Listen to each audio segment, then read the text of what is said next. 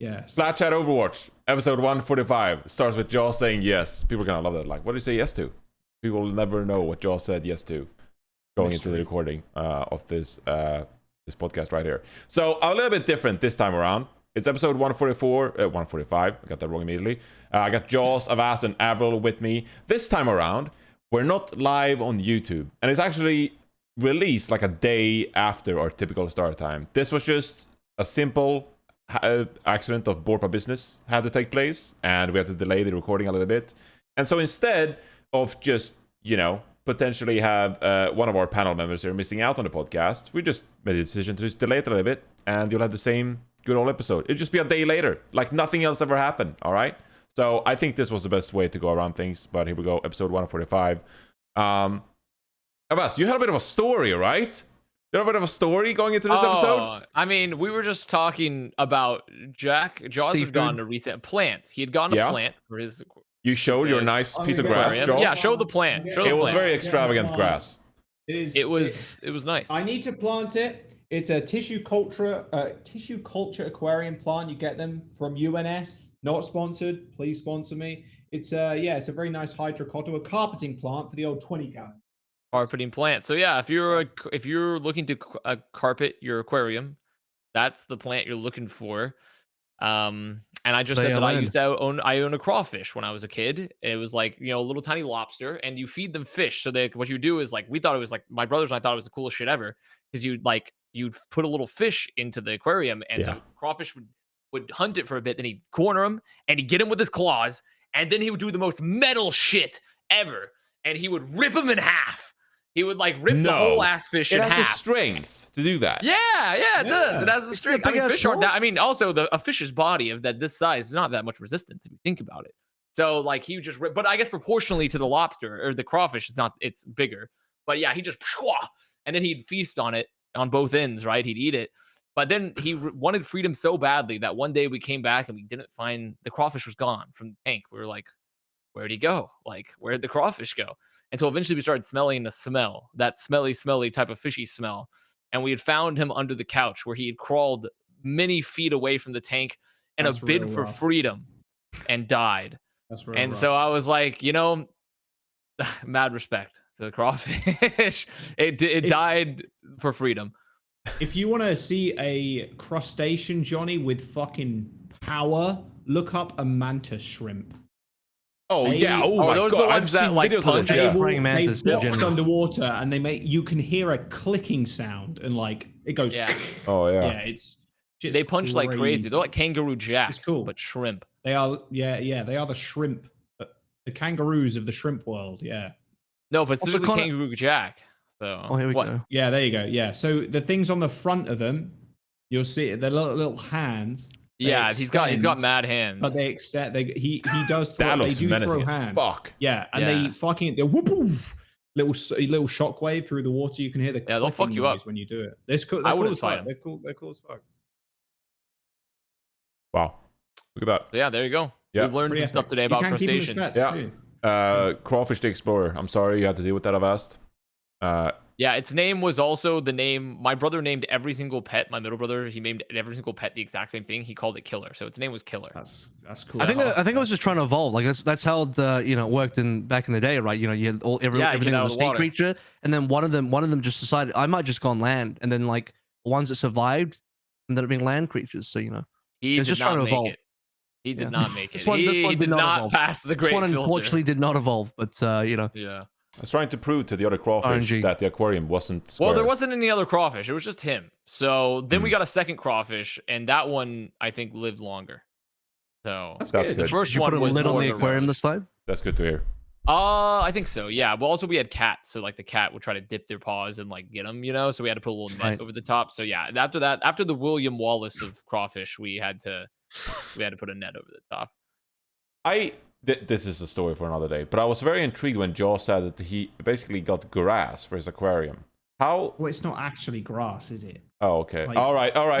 That's a very important. Sounds very philosophical. No, that sounds very philosophical. Because I was just like, not actually grass. if I feed a lot of water to my plants upstairs, I mean, it's in California, you know, if I get, like, they need water to survive, but if I give them too much water, they also die. And so I was confused, like, how some grass can, like, live in water without being overwatered. Seaweed, right? Are you confused over the difference between aquatic and land-based plants? Yes. That's like, oh, a fish would drown because there's too much water. We didn't learn about this in Swedish school, all right? I don't know what we did learn. But that doesn't make any sense. You have Swedish fish. How did you not learn? Well, they're candies. It's still fish, right? Anyway, Plat Chat Overwatch this week. We have some news to talk about. Week 1 of the new Meta Countdown Cup taking place. No tournament, but still some nice learnings. But before we get into that, there were a few blogs being released. And this is also the blessing of recording this. We're recording this at 5 p.m. on Tuesday. Where is it record? Wait, 5 p.m. depending on time zone. PST. It's 5 p.m. PST. It's not live. It's not on Wednesday morning. But we did get to see a couple of blogs released this today, going over some changes going into Overwatch 2. First of all, I think we start just, you know, easy, a shorter one about how to transition into Overwatch 2.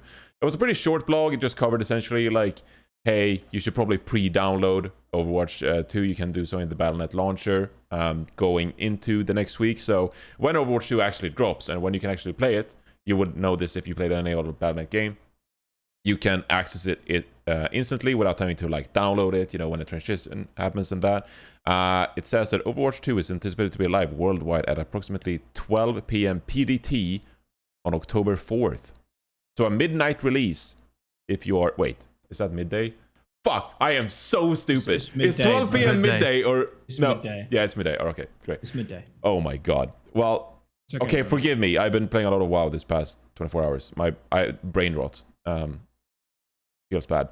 Also, required to play, and this also like transitions into the next blog we had, was that you need SMS protection on your account now in order to play the game.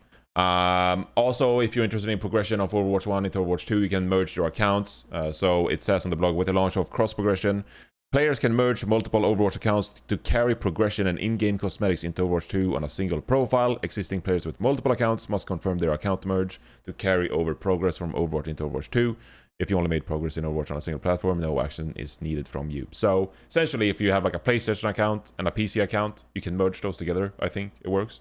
And you combine the experience and like the skins, the portraits, all that shit. So you have it on one single account.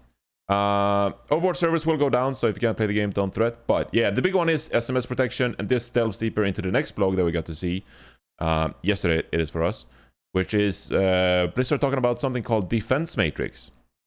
Defense Matrix is like an anti-cheat and like an initiative to also make for a friendlier game atmosphere, as far as I understand, guys. So, for example, like they removed the general chat, like when you're in the menu, because the general chat is pointless. That served zero purpose from day one. It's toxic. It's awful. So yeah, it's where people go to promote their streams, you know. Yeah. To be fair, I did see some funny stuff from general chat in my time, but most of it, 95% of general chat was actual garbage. So it's a legacy thing from like WoW. Like that's what it was from. Like, but 5% of it, there were some bangers. 5% of it, I did see some bangers in the general chat. How do I commune with the general Overwatch player base now? You know, you don't get to log in and just be like, "What's up, guys?" The Blizzard forums. Oh, the Blizzard No, it can't forums. be the Blizzard forums. I feel like that can't be true because the Blizzard forums are. There has to be like a test to enter the Blizzard forums. It's like, how angry and terminally online are you? And you can only pass the test if you have like just like called for like John Spector's death over like balance changes. Like if you can do that, then you can get into the Blizzard forum.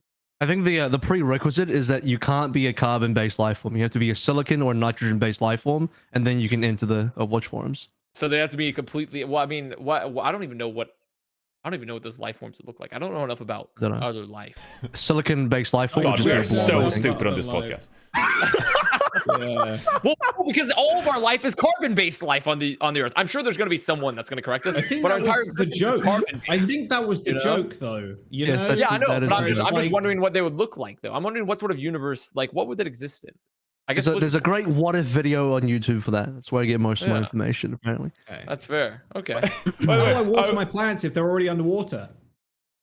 Okay, Josh, don't start with that shit. And actually, I was reminded when Avast told his story about the crawfish or whatever that it's kind of beautiful in a way. We carry on like the T-Mobile promotion thing we had at the start of Plat Chat Overwatch for like years on end, where like Bren would tell a story about how he was like out in the Los Angeles canals or something, and then he was out of connection and then needed to like call an Uber, and he was out of nowhere and couldn't find it, so he needed T-Mobile or whatever. It just reminded me that like we replaced those stories with just like the beautiful ones that Avast just told. Anyway, sorry, that was a side rant. Yes, Divas Matrix. So we don't have general chat anymore, and also we have the SMS protection coming into place as well. So you know, this is because it's a free-to-play game now. You're required to play SMS. Or required to play it. You're required to play with SMS protection to make sure that it's not easy for cheaters to get in, for people to come in and spam, you know, links to various websites whatsoever. Overall, it seems like a great change. Are there any potential flaws with this system at all? They're recording your voices now. Oh, we can talk about that in a minute. I think that's an interesting topic. And that means the NSA is monitoring me. Okay. Well, you're in Oceanic, no? So, anyway. I mean, I think hasn't the U.S. government spied on a lot of people overseas? This is where we get into the foreign diplomacy part. What the fuck, guys? Just talk about Overwatch, the franchise. Talk about the game. The foreign diplomacy part. British, what happens when Josh is in here. American, and a Kiwi. Like, there's 4 different nationalities here. So yeah, we could technically go and do that. I think SMS Protect is good. Obviously, for a free-to-play game, you kind of need it. Plus, you should probably have some factor of two. I'm assuming it would also kind of please use 2FA. Factor 2FA, yeah. If you don't have like regular 2FA on your Blizzard account, like probably should have that. The only thing I guess it really hampers is if you're like myself with 5 accounts. Yeah, I can't really play on many of them anymore, which kind of blows. Oh, you're just gonna need a new phone number. Yeah, but you can't use VoIP phone numbers like Google Phone or it has to be an actual phone number. It has to be like an actual phone number, which is good. And like, this is going to promote people to play on their main accounts. Like, I have a couple of accounts that do have SMS, like my main account, obviously, and like 1 or 2 of my other accounts, maybe, but my other ones are going to be dead at this point, which I'm not too fussed about. And going to be real, like, having people play mainly on their main accounts, or if they've got another one, fine. But like, the less accounts you play on, the better. It's going to make the rank ladder better, and also not having maybe 30 to 40% of like top 500. This matters to only a very small section of people, mainly the people that watch Plat Chat Overwatch. But having 30 to 40% of top 500 not be the same people is going to be quite nice, because you'll actually see like, oh, there are different people here. It's not, you know, there was it? I think it was Kevster at one point. Or the Farah Yazan can't just have 5 ranks in top 10. Can't have 8 accounts in top 10. That's Yazan 1, 2, 3, 4, 5. Like, while that is cool in some regard, I think people just playing on their main account, or maybe they're just their secondary account, is infinitely better for the game's healthiness. Well, it relates in a sense that it reduces smurfing, right? Yeah. It does. Straight up, it reduces it. Yeah, which means I can finally get top 500, right? Because now all the pros are not parking their accounts in top 500. Let's go, baby. True. That was the only thing that was stopping me. So now with that gone, so true. I'm right there. So true, King. You will get it now. I can't wait to see Avril in the top 50 popping off. I was actually really close to top 500 in season 1, and I'm like so disappointed I never got it. You probably are.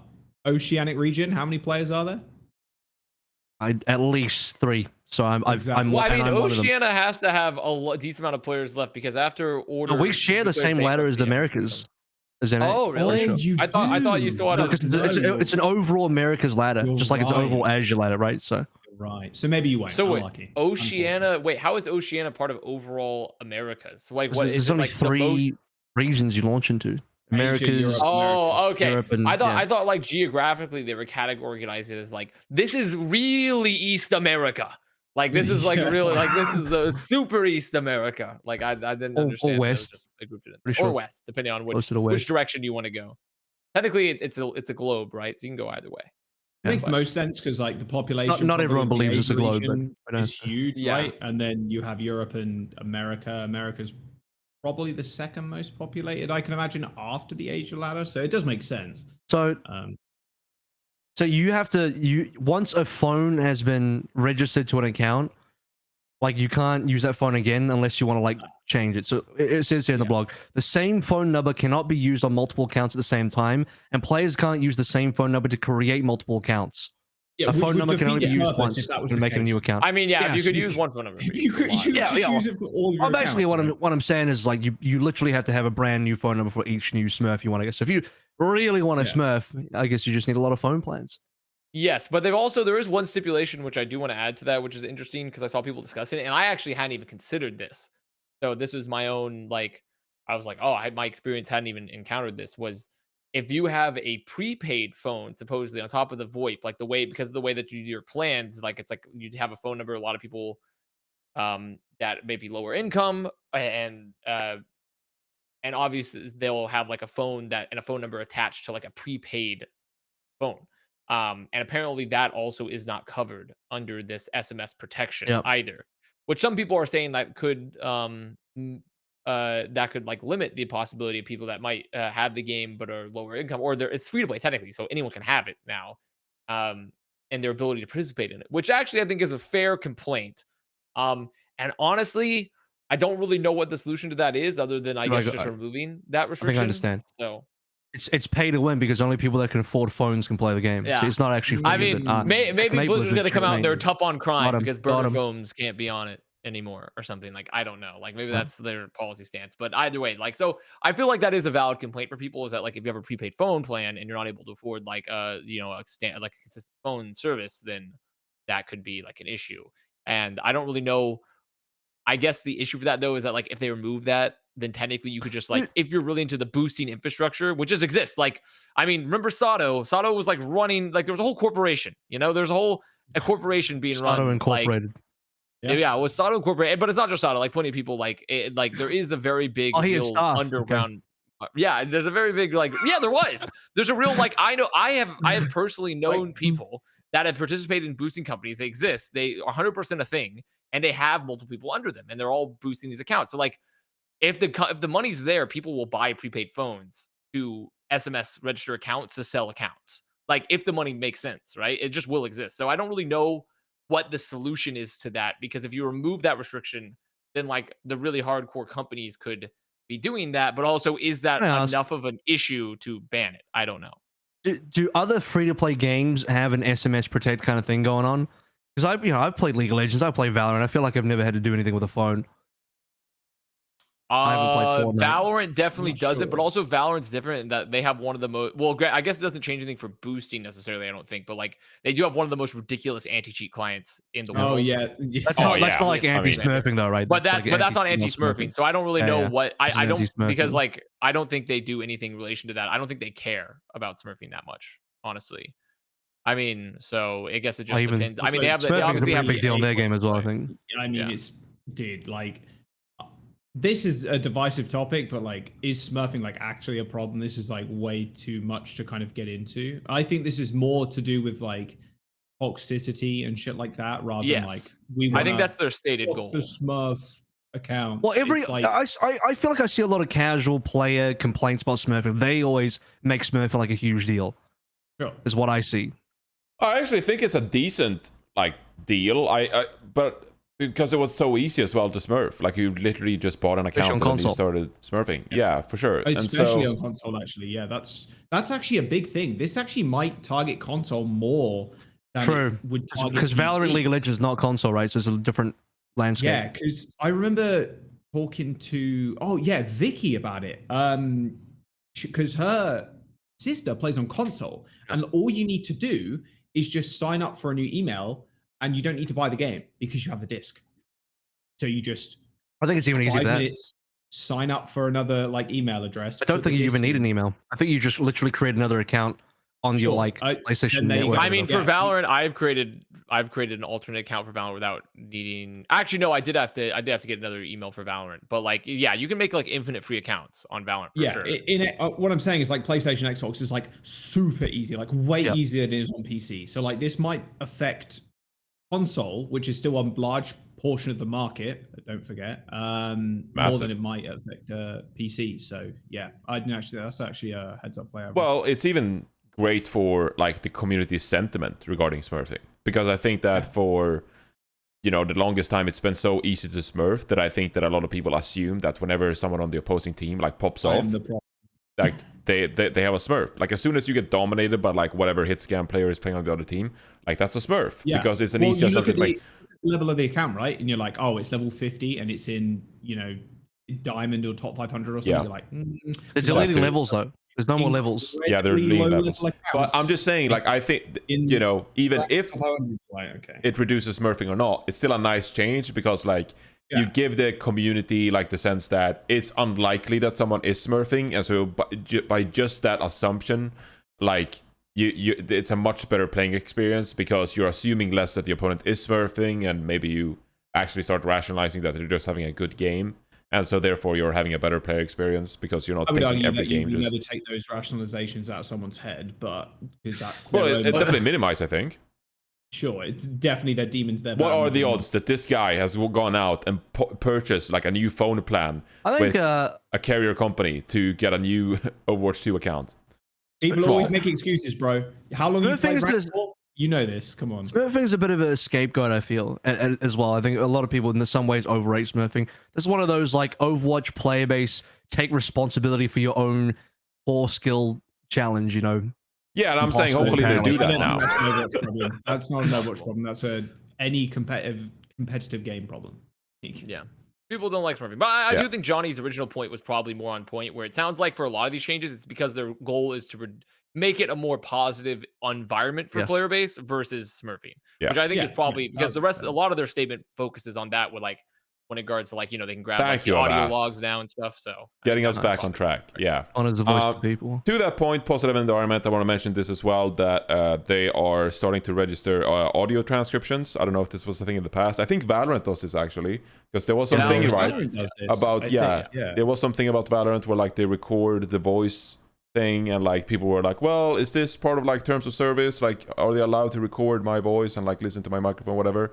But the way it seems to be described here is that essentially like when you report like a player for like being toxic or like abusive behavior or whatever, Overwatch is able to take part of someone's voice, like what they've said in their voice chat, and then transcribe that into text to speech, and then Blizzard utilizes that text-to-speech information to ban and like make all kinds of assumptions. So a new little thing that perhaps helps with addressing some abusive behavior in game. So overall trying to make it a nicer experience. Do you guys want to move on to the first time user experience? Yes, but I also want to put one pedantic thing here. Okay. Johnny, technically it's speech to text because they're taking it from speech to text. Speech to text, yep. Technically not text to speech. There you go, wow. Nurge.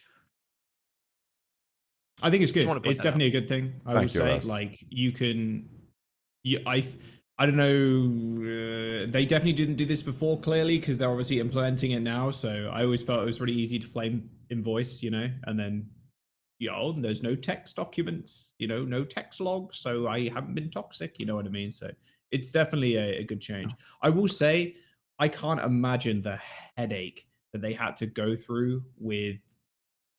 Because this is personal, like almost, I don't know if it's identifiable data because it's only a voice, but then your voice is maybe easily identifiable. Don't know, but like all the restrictions around different countries and shit like that, and my god, I can't imagine the headache I went through. I'm gonna start flaming in heavy accents so I confuse the system. I just use a voice recorder every time. I'm gonna get like a girl voice changer, and I'm finally gonna complete my Finboy arc. And it's going to be big. Finally. It's going to be big. Now I'll never be able to identify it. Okay, Johnny, we can move on. Yeah, I can move on.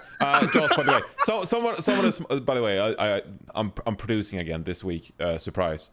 So I messed around with the audio volumes a little bit. Josh, if you could please raise your microphone. Yeah. You are 200% in my program. I swear to God, I've raised you. I don't get it, man. There you go. You're talking into an SM7B. There you go. Perfect. I can see his mic now. No, it's great. It's great. Sorry, because I know that someone, was walking their dog or like doing some chore talk. Yeah, no, it's Johnny great, Josh. Thank you. You sound amazing, Josh. But I know that someone was out and about on their phone listening, whatever, and they were just were at the construction site, jackhammering him, Yeah, okay, and they were just like, No, because I've been there before. Like when you listen to a podcast, and no one wants to hear like, my voice anyway, Johnny. and you have to like raise the volume while someone is talking, and then you have to like lower it yourself. I'm sorry, I understand the problems of listening to a podcast, so I try to smoothen it out. Please don't be upset if it's still messed up. Anyway, moving on. The first time user experience. Yes, the first time user experience. Thank you, Jaws. Really put the emphasis behind that. So here we go. No surprise, it's a free-to-play game now, and this means that Blizzard is actually going to gradually have people take on the game to take it in more properly, learn, and not be overwhelmed by information, as they described it themselves. Because essentially they said, like, whenever people buy Overwatch these days, you unlock all the heroes, all the game modes, you load it in the menu, and you're like, what the hell is going on in this game? It's complicated, it has so many characters, there are so many game modes, I don't know where to start, I don't know what hero to play. Like, I can select a hero and I think it's cool, and suddenly you're playing Echo and it's like, what is duplicate? And it's like, oh, you turn into other heroes, and like, what the hell is going on? So essentially, they're trying to address that. So for new players who are playing Overwatch 2, this shouldn't be you if you already have progression, for example, in Overwatch 1 and you merged your accounts, etc. New users in Overwatch 2, they will gradually unlock game modes and unlock heroes as well for an easier pickup experience, like learning as you go kind of thing. So this applies to game modes, for example. You can't play all the game modes. Competitive is the obvious choice. You have to play 50 matches now before you can unlock competitive, whereas before it was level 25. 50. Win 50? Oh, I think it was. Yes. Okay, win 50 matches. It's win 50, yeah. You have to win 50 matches to replace being level 25 in Overwatch 1, for example. But also, you will gradually unlock the... which is technically the second phase quicker. Unlocks all the original. I will add. Yeah, you unlock that's technically quicker than 25. Yeah. Because you don't gain level 25 was tedious. That was oh my god. Like, speaking from someone who's smurfed, it was tedious. No. Yes. Dude, it was a pain in the ass. There was a method back in the day. They did ban these, I think, or like got rid of them somehow. Buy an account. Like, no, not that. A more legit way, but still like in a gray area where like you AFK in a custom game and it ends really fast, so you get XP and shit like that. And then they Sato teach you that one? Custom game. Sato, yeah. Yeah, Sato would have taught him that one. All the tips, bro. So does it say anything about the specific heroes you unlock or something? No, it just says we don't know anything about the heroes. Oh, so they don't tell you. Do you want to know? I mean, I can tell you. So you start with 13 heroes. So you begin with 13 and you gradually unlock the rest. Right. And where did you get that information, huh? I would say if you know a lot of the information, Avril, maybe that's... Source I made it up? Source I made it up. Source I made it up. Reddit, maybe? Yeah. Also made it up. Okay. Yeah, I definitely have not heard that. But I mean, is to it be the fair, same also, source as I the think... patch notes for the Countdown Cup? No, I'm kidding. I'm kidding. Rolled. Sure. So yeah, you gradually unlock heroes. Yeah, I think it'll be fine. I don't think anyone is against this. Like, if there are some people who are probably like, they're just taking our shit away, free to play game. There are definitely people against it. If you are arguing that, you are not a new player. You literally cannot be a new player if you are arguing that. You're taking my shit away. No, you never played the game. So now there is one negative argument which I can sort of agree with. Speak for the people, I've asked. But okay. I'm always, I know, I gotta step in here. I gotta be like, now wait a minute. But I honestly, I think overall the first time user experience stuff, I'm perfectly okay with, especially because it seems like they said that it takes like, I think they did like, there was some people speculating about what was on the blog post, and they think it's like, because I read the blog post and I don't think it specifically mentioned it, but it's something about like you needed like a total of like, I can't remember how many hours, but it was essentially enough by the time that you unlocked competitive ranked play, which would be like 50 match wins, you would have like the majority of the cast unlocked. You'd have all of it. You would have all of it. Yeah, I think it says here, the second phase unlocks all the original Overwatch heroes over the course of approximately 100 matches. Okay, great. Yeah, so like by the time like that's like okay, awesome, fantastic. But there is something that people have been speculating where like the Warzone model, they have like a lot of these mechanics where you have to like play a certain amount to unlock certain things, which is sort of like this, and you can just pay to bypass that grind. So people are suggesting like, well, what if they just put like an ability to pay to immediately access everything? And I'm like, okay, I could see that happening, but also at the same time, to me, that is happening. It says here, watch point pack owners just unlock it all. Yeah, but I'm talking about moving forward. Yeah. Not just you're like not for going to the be able to first buy season, Watch but Point moving back forward. forever. Yeah. I don't know exactly how it's gonna work, but the point being is like, yes, that already is happening. A, so some people are like, okay, that's unfortunate because like you can just purchase certain things, but B, like it like also defeats the purpose of the first time user experience if you can just buy your way out of that, right? Like how would that like does that really serve any mechanic other than essentially being a money gatekeep pretty much? Now I don't know if it's gonna work that way. I don't really know what's gonna be implemented right because it's a very different game from Warzone to Overwatch. But I will say that if they end up adding that as some sort of mechanic, that would seem counterintuitive to me to the first time user experience goals, right? Because you don't want someone to have to be able to just pay their way through the whole point of learning the game. Seems like kind of silly, right? So hopefully they don't touch anything like that. I don't know if they will. I don't know. It obviously doesn't really make much sense to me between Overwatch to Warzone. But I have these people speculating that, and I would like to touch on it saying like if they do go down that route, that would be counterintuitive to the purpose of it. But overall, I like having heroes being like you have to learn the game first. You have to play a number of games before you can play competitive play. Before you have like you should know how to play like a basic character like Soldier before you dare touch like Genji or something, you know, like before you do anything that's like going to require you to like really be like knowledgeable with your positioning and not like feed and hit your shots, right? Like I'm perfectly cool with that system. I'm just saying that there could be some flaws. I don't know. There is one cool thing that most of the restrictions are lifted while you're in a group.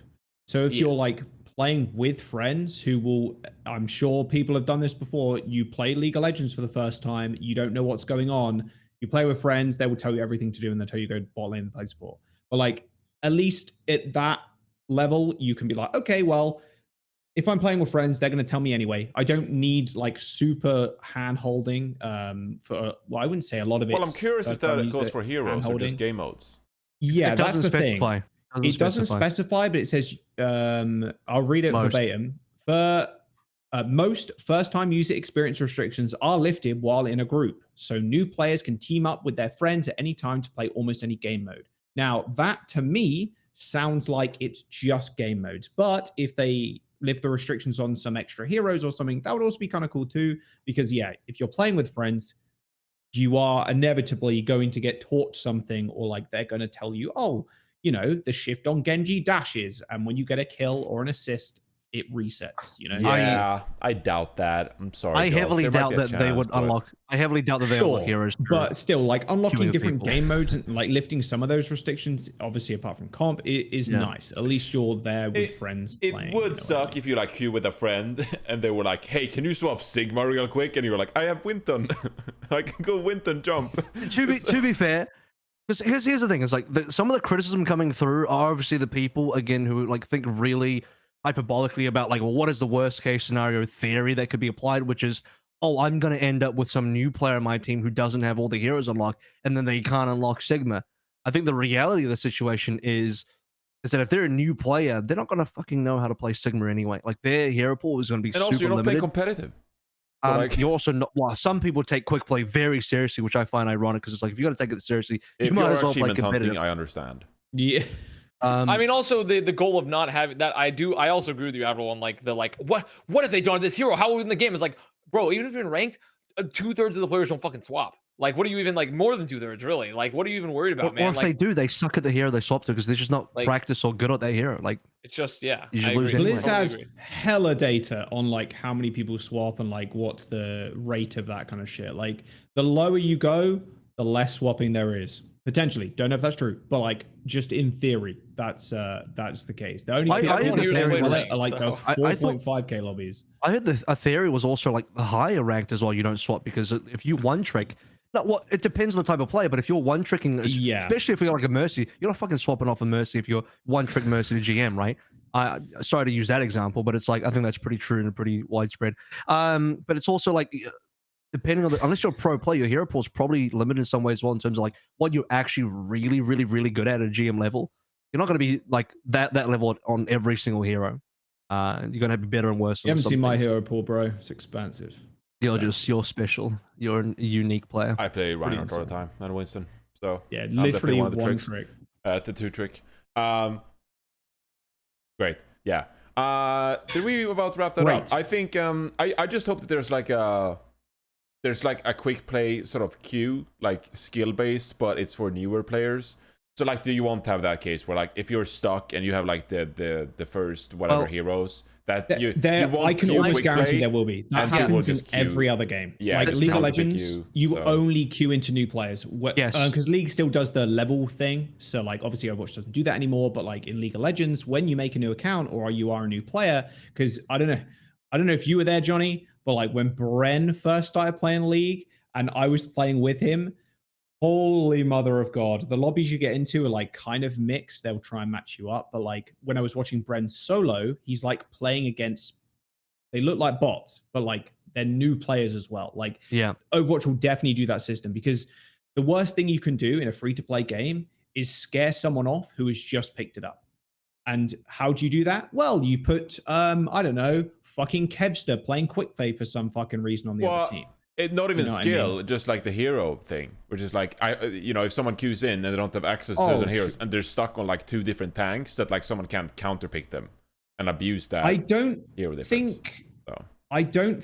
So again, going back to the kind of new player lobbies, do you think someone is going to go into those lobbies and go, oh, I'm going to counterpick Winston by playing this other character? I was streaming earlier today, and because we didn't release Plat Chat today, I had some people, like Plat Chat fanatics, come in here, and like, I love those guys, supporting the podcast, all that good stuff, but I could definitely tell by the vibes. Some of our listeners, they would definitely be the guy who goes into quick play and just like counters some like new player, just like, oh, they're playing, but like, again, this is Winston, new I'm going to players. play Road and just walk into those players. They won't get in those lobbies. Yeah, they won't get in those lobbies. New players are playing the new players. Hey, yes, I know it's called Plat Chat, but we have like some silver gold listeners in here.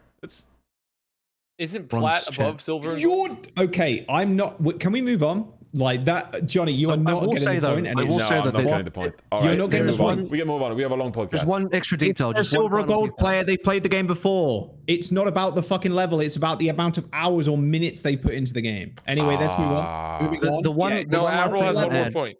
One last thing I'm going to add is that the whole playing with another player thing and how it unlocks a couple of restrictions, that'll also take you out of the new player pool. So if you do queue up with a friend who, unless they're also a new player, if you queue up with somebody that is like your experience, Jules, with Bren playing League of Legends, that player then gets removed from the new player pool and they get put into the regular pool. And so then maybe hero pools become an issue, but then my counterpoint would be, well, if you're a new player, they're not going to know how to play those counters, quote unquote counters anyway. So it's kind of a pointless argument to make. Oh, so you think it's bound to like as they describe in the blog, it's like the first phase and the second phase. You think they like separate those pools?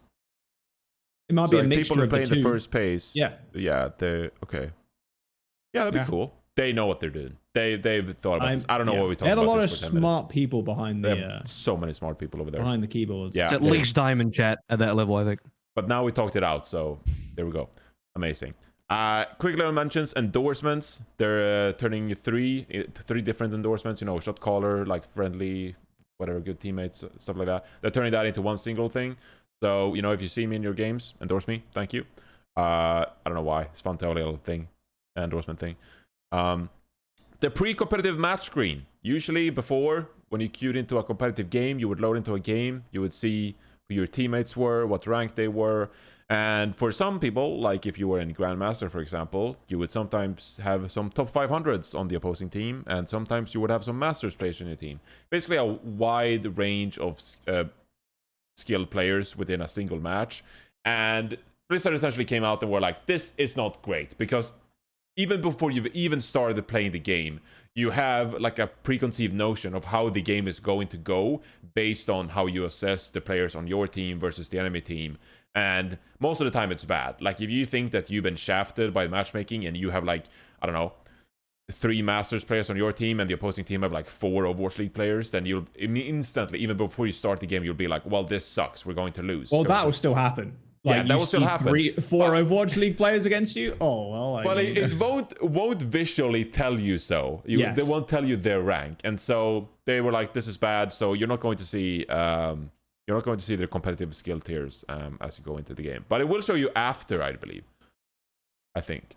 So, it's not like these are unknown people. It'd be weird to never show them. Yeah, I don't think this is going to be like you'll never know who you played with and who they were. It's just, at some point you're going to see... I mean, there's the match history, right? So, I don't know.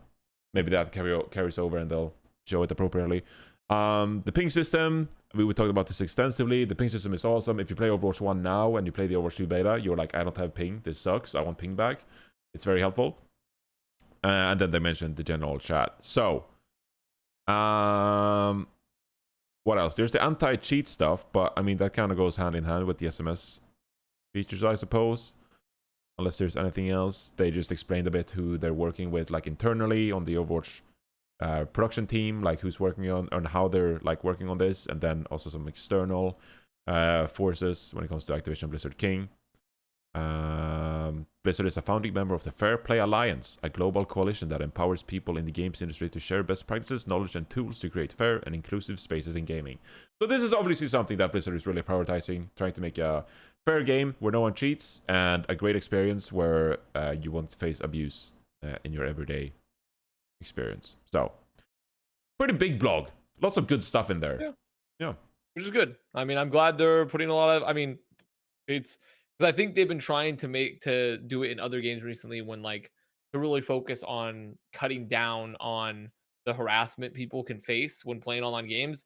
Obviously, we'll probably never be able to truly eliminate things, but it doesn't mean that we have to throw up our hands and accept that it's like the way things are, right? So it's nice that I think they're trying to take that approach moving forward with Overwatch, because I think a lot of games recently have been like, we want the space to be as inclusive as possible, even if it's never going to be perfect necessarily. So, yeah. All right. Moving on, there was another blog that dropped. I think it was last week. I can't remember what day it was. But it dropped last week, and it addressed some of the balance changes that we saw coming into the Countdown Cup. We know that these were true now. With no surprises here. We're not going to talk about them extensively because we've done so the past couple of weeks. But there is one change that is not in the Countdown Cup, but they talked about going into the release of the game itself, and it's a new damage passive. So I wanted to talk about this quickly because we haven't addressed it on the podcast. The damage roll passive, it is eliminations grant 25% increased reload and movement speed for 2.5 seconds. Does not stack with itself, but will refresh the duration, like if you kill or get, consecutive eliminations, for example. As well as the ultimate charge refund of 30% whenever you swap characters as well. So added a new real damage roll passive here. I think this sounds pretty strong that you get 25% increased reload and movement speed.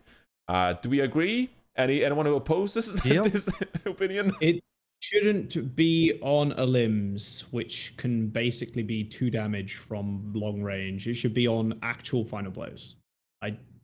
You get so many limbs in the game. I've heard people complain. It's like, oh, then people are going to KS me, and then I can't get my passive. Oh, who the Avril? Where do you read these comments, bro? From bronze to silver gold players. I mean, the damage can be random sometimes. That's why you see Lucius in the kill feed, right? So sure. If you're a damage player, I didn't get my bonus because a Lucio shot this target at the same time. I'm just gonna address the elephant in the room. I don't like these sort of like conditional passives that are only active via certain states. When I think of a passive, to me, it really should be something that's always active, like the support and tank passive. They just always exist, right? And someone might be pedantic enough to be like, well, isn't the healing from support conditional? I'm like, yeah, but that's still, I don't know, that's still consistent across the board. Like, you don't need to particularly get an elim or a kill. It's not something that activates when you're winning more. And so this is where we enter the discussion of like the fact that not only is it powerful, but it's also something that only kicks in when you're already kind of winning. Like if you already have a pick, you're already ahead. And so now you're just going to be more ahead, theoretically, which is my main issue with it. Yeah. That seems to be the pervasive opinion. It's just like, this is probably not great for the game. And, my tweet addressed it as well, that like, if, it makes first elim even more important because you'll get a boost, movement speed, especially 25% movement speed. That's crazy. Imagine that on a tracer. Yeah. Already. Like, or a soldier, sprinting soldier. It probably stacks with the sprint, right? And reload time too for someone like that is a little bit insane. Yeah. And think about Ashe actually as well. Like, because you reload pretty slow. Yeah, it reloads a lot. Yeah, and movement how speed. many limbs do you get with a dynamite? Oh yeah, you get 5 because dynamite doesn't fucking ton up. Yeah, exactly. So you're probably getting not necessarily. Okay, yeah, obviously not 5, but you know what I mean. Well, like, I mean not necessarily. I'm just like thinking aloud. Like not necessary is in like the passive is not necessary. Oh right, yeah. I was like, yeah, okay. But yeah. it makes sense on a limbs, right? Because like you said, with Lucio and Ana, sometimes you're like hitting people and yeah, you want to give it over to your damage player so he can get his passive, but it should be on final blows. I don't think the passives need to be a be all and end all of like how the kit actually performs. That's why the support passive right now is like, it's good because it's not that overpowered, but you're like, even if your other support bot dies, you feel kind of nice, especially someone like Ana, you don't have to waste your nade. It feels good. But like, and the tank one as well makes sense for a tank. I think they're really struggling to get this DPS passive down. And I'm not sure if they made a new one because they wanted to shift the 30% ult charge. How would you say it? Like, yeah, I don't know if they wanted to keep the old DPS passive and just move it to everybody else, so they had to come up with a new one, or they were like, oh, this is kind of boring for only DPS. I just find that ridiculous. It's like they don't. I mean, I don't know what stop me if I'm moving the conversation along too far here, but like, I don't even know that DPS needs a passive, honestly. I've seen a lot of people echo that statement as well. I think for consistency across roles, I think you should have a passive. Yeah, but we're just running into problems. Are like, what is it? Because it doesn't seem DPS is already a really strong role that doesn't have a lot of weaknesses. They should have just kept it as the old one. The old one was fine. The move speed. Move speed. No, not move speed. The 30% recharge. I think that's but if they give that to everybody, then it's no longer DPS passive. It's just but that's what I'm saying. Overwatch passive. It should have just been the last patch. Why do we need to have this all across all roles? A DPS, I understood it for DPS because there are so many DPS characters that it's like, okay, there are a lot of times where you need to kind of switch. So keeping that 30% is actually kind of nice. I mean, it's understandable for everybody though, because it's like, I think it encourages. Shouldn't use the word encourage. It lessens the punishment of swapping, and I do think there's a distinction between that and encouragement. People are saying it's like, oh, Blizzard is saying people don't swap, but then they're doing this to make people swap. I'm like, that's just it's different because lessening a punishment is not equal to encouragement. In any case, although sometimes it can be correlated. In this case, I just think like it does make sense that everybody getting that passive is kind of cool as well, because you know the gameplay can be more dynamic in a way where like it's overall been a positive change for the DPS. I think it's probably good for support and tank as well. But I think just way less likely to swap if you're a support or tank. I mean, also, there's going to be a lot more. You bring up like there's a lot of DPS character to swap between, but there's also going to be more and more support and tank roles to swap between as the game moves on. So like, it's not like it's only going to be DPS as preponderance of roles. There's going to be everyone that should hopefully be equalized. I personally have the feeling that like I don't really see the consistency argument, because at the end of the day, let's say you're like a 15-year-old gamer. You're like, I want to play my first FPS. I'm going to play multiplayer. I'm going to play Overwatch 2. When you load to the game and you play DPS, you're not going to notice that like right away. You're like, no one's going to be like, damn, DPS is weak, and then go and search it up. It's like, wait, they don't have a passive? And like, this is why the game's messed up. Everyone's going to be like, wow, DPS is still pretty good. Like, it's all going to be very strong and arguably still remain the strongest role in Overwatch 2. Like it in many, not quite, it wasn't really, but at points it wasn't Overwatch. So I do think that like, it's like I agree with Avril's point. Like, I don't really see the point of a DPS passive. I especially don't see the point of this one because it encourages snowballing, and it's like also just like inconsistent how it's applied. I don't even know what I'd want to see the DPS passive change be, because I do like the ult shard swap universal now, because it encourages everything, and we're going to see a lot more support and tank heroes that need to be swapped, and especially because they're going to more generalist design philosophy. Like, you might have to swap. Actually, to be fair, if they're going to more generalist design philosophy, swapping would be even technically less important, because you could have more universal, like, you can play this hero all the time type of situations. Yeah, honestly, as I like thought about this change, like for the next couple of days when I saw it, I honestly thought that maybe it stemmed from a little bit of just like, we want DPS role or damage role to be a bit more fun, and this is like a way for you to proactively like enhance your experience as you're like popping off. But like, they want the damage roll to be more fun. That's why it's the most damage rolls are really the most fun. No, so you know, let me go on about this before you clown me here. Sorry. But it almost like the comparison would be like the on fire mechanic in Overwatch 1, for example, which obviously didn't give you anything. Like, if you're on fire in Overwatch 1, you go into voice chat and you're like, all good players on fire, and that's pretty much all you can do with that mechanic. Like, it doesn't serve any purpose.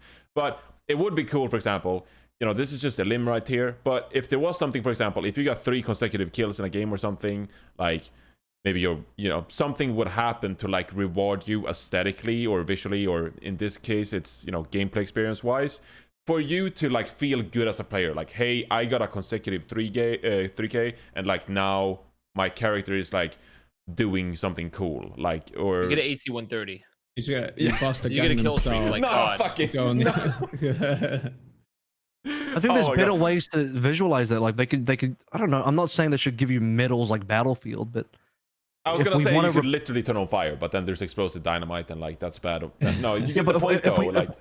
I do. It's like a nano effect. Like being nanoed is cool, you know, but. What could that? But why is it only DPS players that need that too? Why is it only need DPS players? Like, why do tank players not need to be visually fulfilled? Like, why is it DPS players that have to get visual stimulation? I don't. Okay, never mind. I didn't say they couldn't. We can visually enhance any character in the game for whenever they pop off. They can do something amazing. I don't know. I see what Johnny's saying. It's like if you actually just get a double. Look, for so many of the Blizzard games, it's like, how can we make playing more fun? And this will make it more fun to damage players. Yeah, I get it, but I just don't think it needs to be a gameplay effect. I think it, like an aesthetic effect. We're talking about being on fire in a theoretical way, cool, but that doesn't need to translate to I get more powerful, right? I think that's where things get ridiculous. There's also like one, huh? It could. Yeah, but like, why not give it after a double kill, like instead of just a single kill? Because, or like, sorry, an a limb. Why not give it after a double a limb or a triple a limb or something? Look, that way, and it's like that makes the passive. That makes the passive even less consistent and even less like overall relevant and a little bit more. You know, how often are you getting this passive? Like, at what point is it like this? Doesn't really even feel like much of a passive anymore if it's not happening. But then we were just often. arguing that they didn't need passive. So like, yeah, that's what I'm also saying. But the other problem that we didn't even discuss about this passive is that the disparity between how it applies to every hero, because it's like not every hero benefits in the same way. Yeah, heroes like Tracer and Reaper go sicko mode on this passive, especially Reaper, who just wants to run you down. Yeah. But then heroes like Hanzo, who don't reload, get nothing, like get barely anything out of it. Yeah, what does Hanzo get? And then maybe? What about like, does that count as a reload though? We don't know. Then you get another one. This is something that Widowmaker players brought up.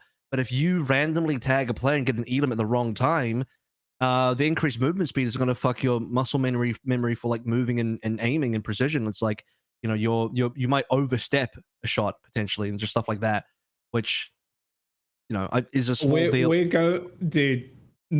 going back to the fucking. I remember Bren freaking out because my muscle memory is broken because Widow has 175 HP and she can't like one shot as like consistently anyone. Okay, that's different. That's not muscle memory. That's mathematics. This is more like you're literally moving at a different rate, and so you're gonna overshoot your movement to line up your aim and stuff like that. I think that is legitimate, but yeah, what I'm basically trying to get at is it's like the strength of this passive is not even uniform across all the heroes it applies to, which is just make certain heroes insane with this passive, and other DPS heroes like might even be a detriment. To be honest with you, we got to move DPS along here. Don't need a passive. Yeah, just don't need a passive. And you know, I'll say it for all of us, fuck the DPS players. They have enough. They don't need any more. Yeah. So you know, their DPS passive is they deal more damage than everybody else, and they have like twice the hero pool. True. There you go. Well, I think this is the one thing that people didn't really pick up on in the blog. That might be also very concerning for me, considering that none of us like this passive. Another change that I'm scared of is it says in the bottom here. However, in the future seasons, we may continue to experiment with what these passives do as we look to shake up the meta regularly. And if you start shaking up the strength of the roles for like different seasons, that gets me worried, all right? I understand like balancing characters because you're like, hey, you know, not enough people are playing Orisa, for example, so we're going to give her a little bit of a buff, you know, make her introduce her more. But if you start messing with people's roles, I mean, yes, it might serve like the queue purpose. Like, for example, like support has like a 6-minute queue, and like, how can we get people to support or buff a little bit? But like, I don't know. That just concerns me a little bit. It just concerns me that you like might shift or like try to change the dynamic unnecessarily of like how strong support role is, for example, and then you'll have people who go like, oh, supports are really ridiculous in this meta, so as a tank player I'm not even gonna bother because like this season it's not strong in my role and like not good for my experience. So I don't know. It gives me anxiety that they're gonna change role passives like each and then every season to mess with the balance. I don't think that's what they're insinuating, though. I think you're like looking way too far into that. Maybe. Like, I mean, look, I've been burned many times. Yeah, just literally read the text though. Like we may experiment and continue to experiment with them. I don't think shifting a role's strength, you know, to or from like, oh, really overpowered to like not so much overpowered is going to be affecting the player queues or anything like that. Like this is kind of what we wanted as well. If we go back to what we were even in the fucking Jungle Queen meta, like, god damn, we need that change ASAP, and it, you know, couldn't come soon enough. I think changing them every season pretty bad, but changing them or like experimenting with them, like they said, every couple of seasons or something, just to see what works, is not a bad thing at all. I think that's mixing the game up in a live service game. And I think we're very much stuck in this old way of thinking. We wanted these fucking changes forever, dude. If this shit came out and like goats meta, everybody be like, holy fuck yes, dude. Woo! Next season we get to play not fucking goats. Like, I don't think it's a bad thing. I think people just freaking out maybe a little bit too much. You just wait and see, which is what we've been doing for the last like 6 fucking months. Is like, is this shit OP? I don't fucking know. Can we play it yet? Maybe next week when the beta comes out, we'll see if it's overpowered. I actually think that's a really good point, Josh. You actually just like stumped me. You took my boomer ass of like how I think about Overwatch, and you just like fucking what's it called? Like the wrestling move, like they just gravestoned me, and I just like, oh, like you just. Well, let me counterpoint really quick. Sure, but I do appreciate that perspective, Josh, because I am definitely of the classic mindset, and so yeah. The counterpoint is like I am concerned about them potentially fixing what ain't broke, and that's a problem as well, because like if a passive feels good and it's kind of solved, and it's like, right, currently tank and support passive feels fine, and you kind of mess with something that isn't broken, you have a high likelihood of making it worse and making a change that's unnecessary.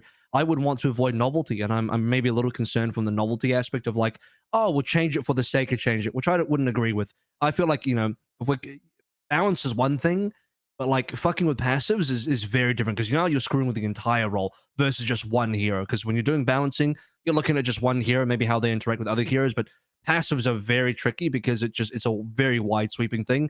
And I think Blizzard got to be careful of that. I would prefer if they kind of just figured it out, found something that works, and then just didn't touch it, just leave it. Because I think because the passive thing is so new, that's why they put it in there. It's like, we're going to still experiment because we changed if there the are problems, if there are problems, then yes, I agree. But if they find something that works, I think they should just leave it. Yeah, but like that's where the feedback comes in from the general player base. Like they've been very vocal about looking at the general player base, how many players are playing each role, like, and the general feedback of the character or the abilities from the new heroes and shit like that. And like in this instance, the new passives, they're way more willing now, and they've already shown that, to make sweeping changes on things that people do not like. And so if there is a point where the passives are like, oh, this is actually in a good stead, I have faith in them just from what they've gone on and what we've seen so far in the Overwatch League, that they will step in and say, okay, we're happy with this right now. We're probably not going to fuck this around just for the sake of it. And I don't think they would want to do that either. Yes. Because it's a fucking live service game. Do they want to push players away? No. Are they going to listen to players' feedback? Yes. Because if the live service game doesn't attract new players and doesn't keep the same players playing and buying the battle pass and shit, then the game is going to go under. So why would they ignore that? I think it's a very valid point, though. But just from what they've said and what they've done so far, I think we're on the same page. Yeah, I also think you know, bad first impression maybe to release this damage change, and then like everyone almost collectively goes, this is a bad change, like, you know, and they're scared of like what this could look like in action with every elimination damage players get out of control, for example. But maybe if it was a better role change and we got this seen to us, as Jaws mentioned, for example, like if this was a great role passive, like the support ones, for example, that we're really grateful for, and then they said, however, in the future we may continue to experiment, we would have been like the opposite, or I would have been the opposite on this podcast, for example, and been like, awesome, they're experimenting with role passive. So I think it's great perspectives you can have on this topic, and like we'll see what they do with the role passives. I was certainly a bit narrow-minded in that regard, but you know, you can also look forward to potential tank changes, and like maybe they do some ridiculous with the tank roll. I appreciate that. You know, give us movement speed. I don't know. Give us movement. No, I just don't know why they. I just don't know why they got rid of the 10% movement speed in the first place, only to then bring back this, which is even more move speed for DPS. You know, Wait, that to me is a little backwards. You're on crack, right? Yes, I am You're smoking across the crack pipe, dude. What's the issue? I do think that's quite different. Having like a permanent move speed and like not interacting with the game whatsoever. It's a very small move speed in comparison. Yeah, but versus actually interacting with fights and then gaining a reward from those fights to like just a passive that is permanently active that did make things like Soldier and Tracer and shit like that almost impossible to counter as a support or tank. I mean, that's why they reduce sprint by 10% to equalize it, so you're not getting insane. But you're still not interacting with the game. At least this way you are. But this is like an overshoot though, because you interact with the game, but then boom, you get an insane move speed. Which I don't know that that's healthy either, because if move speed was a problem, then why are you getting an insane move speed now? Even if there's an interaction, well, the result ends up being, I'm talking about the result here, the result ends up being 25% move speed, right? That's a lot. It is quite a lot. Yeah, I mean, it is 2.5 seconds. I'm just willing to see how it plays out. 2.5 seconds is not that long, so yeah, we'll see how it plays. I am not very optimistic, but we'll have to see how it plays, of course, before we, you know, like me, like I've already done, make rash opinions about it. But yeah, we gotta move on. We got a long show, and we're literally just on the second or third topic point anyway. Want to talk quickly about Patiphan retiring from the LA Gladiators. I do believe we addressed Ants last week. So, you know, 2 hitscan players retired from the LA Gladiators. Patiphan this time around retires from Overwatch in this blog post with the LA Gladiators. Stemmed from some wrist injuries that started around the mid-season madness, for example. That's why we saw Shu on Sojourn for some time. Then obviously they picked up Happy to fill this sort of like hitscan role for the LA Gladiators. Wow, I misspelled Gladiators. Good run for Patiphan though. What an amazing story. I mean, he redeemed his sort of like contenders experience, of course, like being part of contender for such a long time, and then his World Cup appearances with Thailand, and people were like, wow, this guy is going to come into the Overwatch League someday and be great, and he definitely was this season.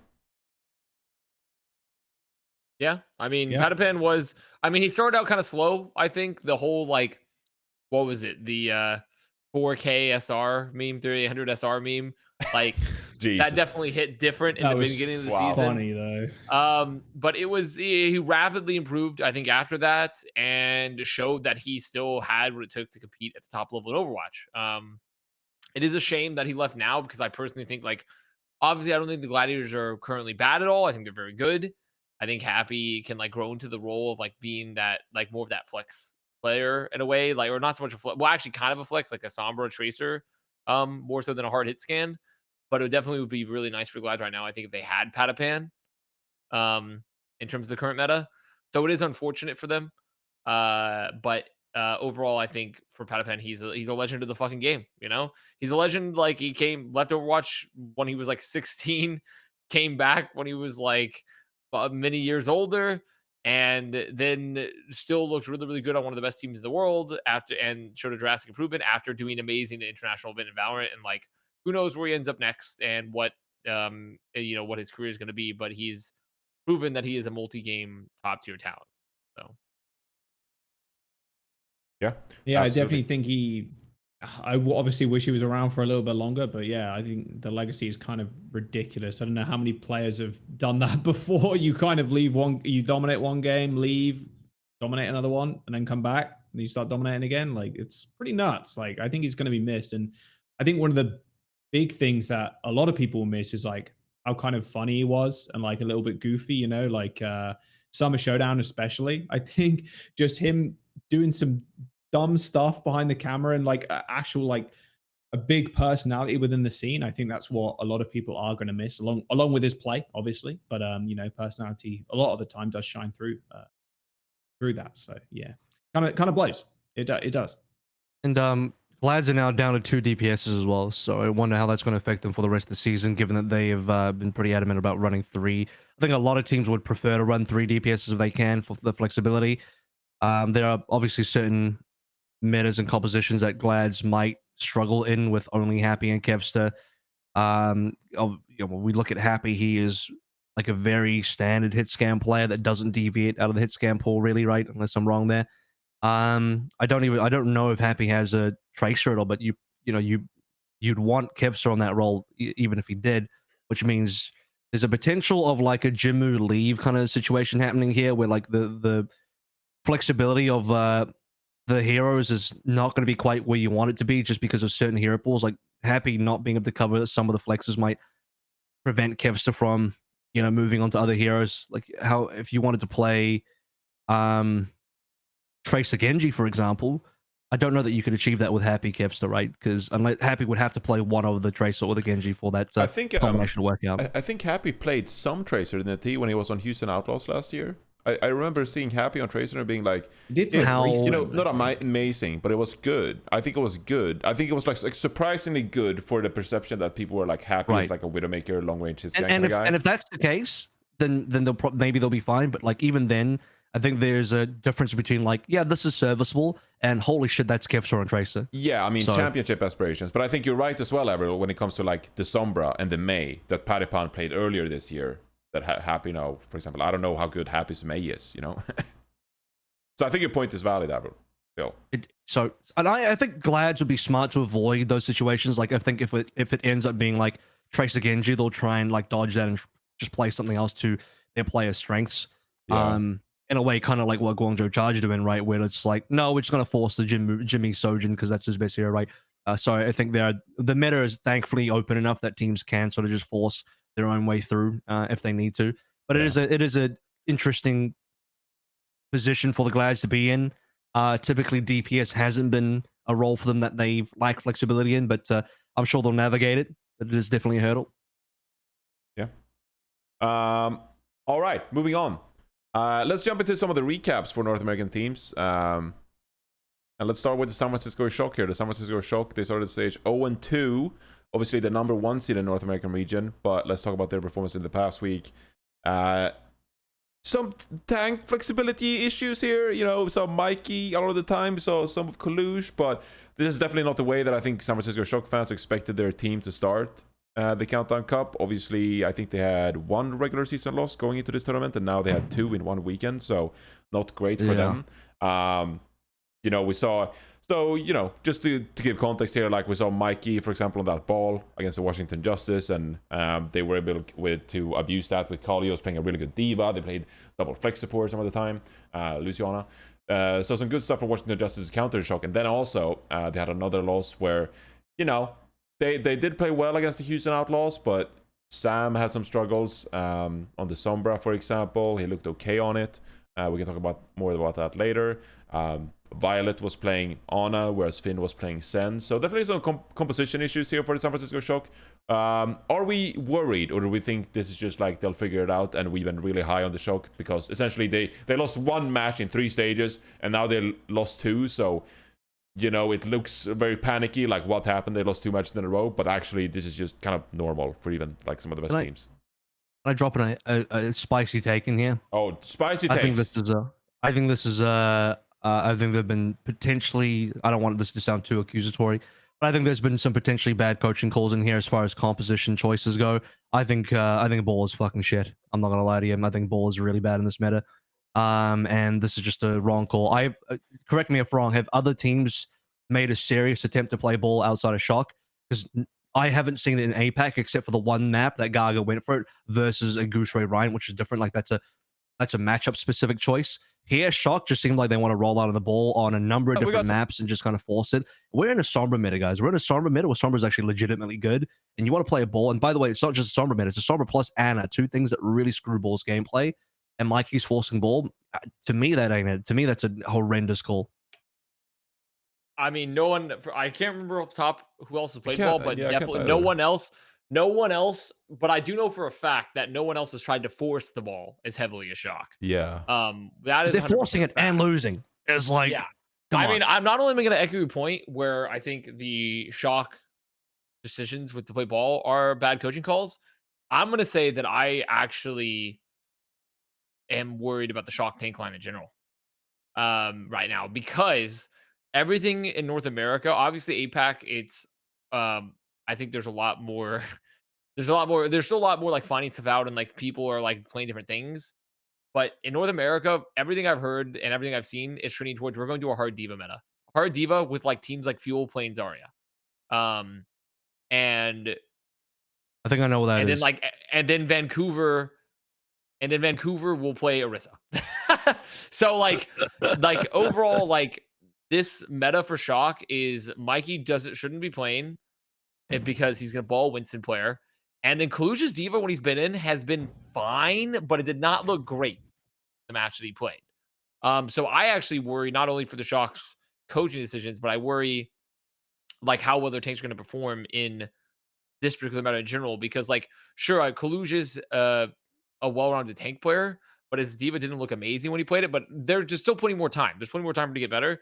And finally, on top of that, I think Shock also have been skating by for a lot of this year off of the back of Proper's performances.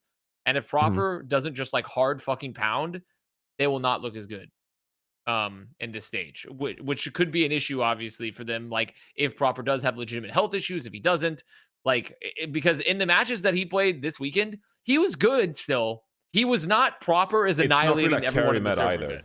Hard to carry in this meta. So, but that's the thing there. Is like, I think Shock have gone away a lot this season comparatively of some sloppy team play because Proper has done more than every other DPS player in North America, essentially. So I want to add in really quick, because I know other people want to jump in. I just want to add in something off the back of what Connor just said.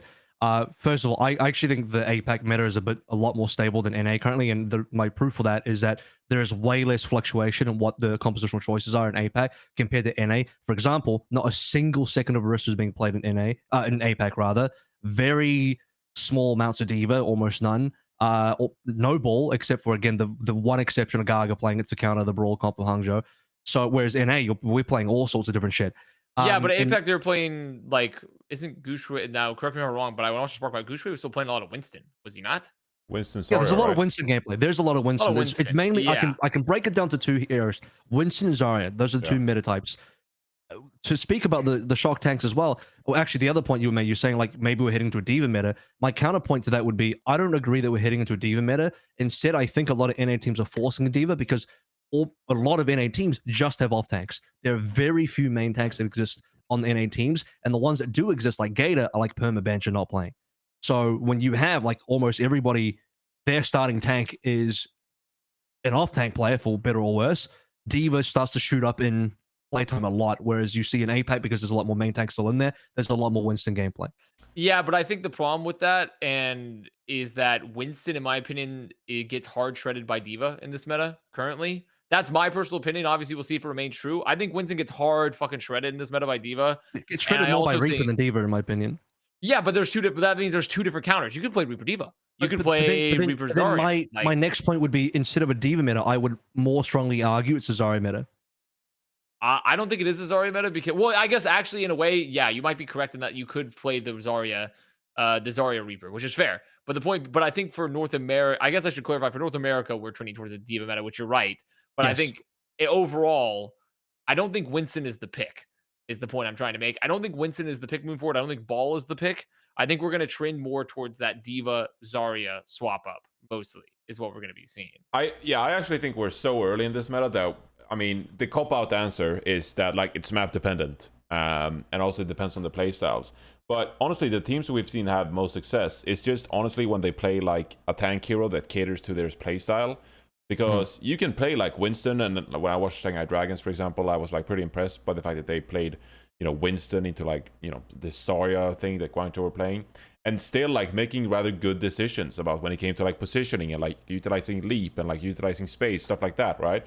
Whereas other teams like, Washington Justice, like Collio's playing diva, like it looks good at times, like they do a really good job. And then you have Dallas Fuel playing Zarya. So as long as you play a composition that like caters to your team's play style and what your tank is really good at, I think you can make something out of really whatever, as long as you like execute properly, right? So I don't know if there's going to be one dominant composition, but I do think when you watch some of these teams play, they're really like trying to push a composition that they're perhaps not like really great at. So for the Shock, for example, I mentioned earlier that I wasn't in love with Sam's Sombra. Like, I think Samsung was good. I think he identified like the right situations, like use EMP, like the right dive targets, etc. He was just off sync with the San Francisco Shock. Like he would use EMPs and there was no follow up. He would use EMPs and the rest of the Shock were peeling for the backline, like stuff like that.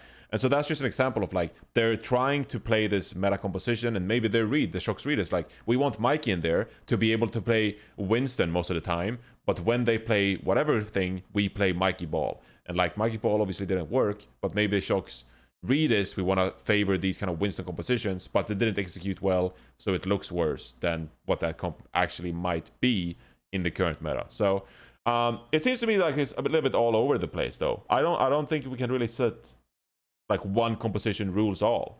Like if you're Dallas, I'm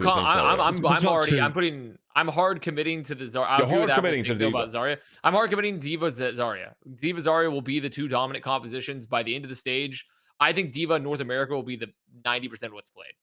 So okay. Do you think it'll be like Diva with like some of the Sombra Tracer we saw? Like it'll depend on what you're playing it, because like let's say depends on what you're playing. Because for like Avril said, Zarya is really good into the Diva, but for example, you could just play like Diva Sombra Reaper and you could realistically run over the Zarya, right? Like no, but the Zarya Reaper is much better because you bubble the Reaper. It's like you can bubble him, but you could also just matrix the Reaper damage, right? And like if you just don't shoot the bubble, the Zarya doesn't get charged. Yes, and the Diva does nothing while matrixing, while the Zarya is still doing damage and is ramping. Well, yeah, but the point being is that like there's still an option. There's still an option here, right? And also, like you can still Grav is a real ultimate, and self-destruct is not a real ultimate. That's a big difference. That's where you're wrong.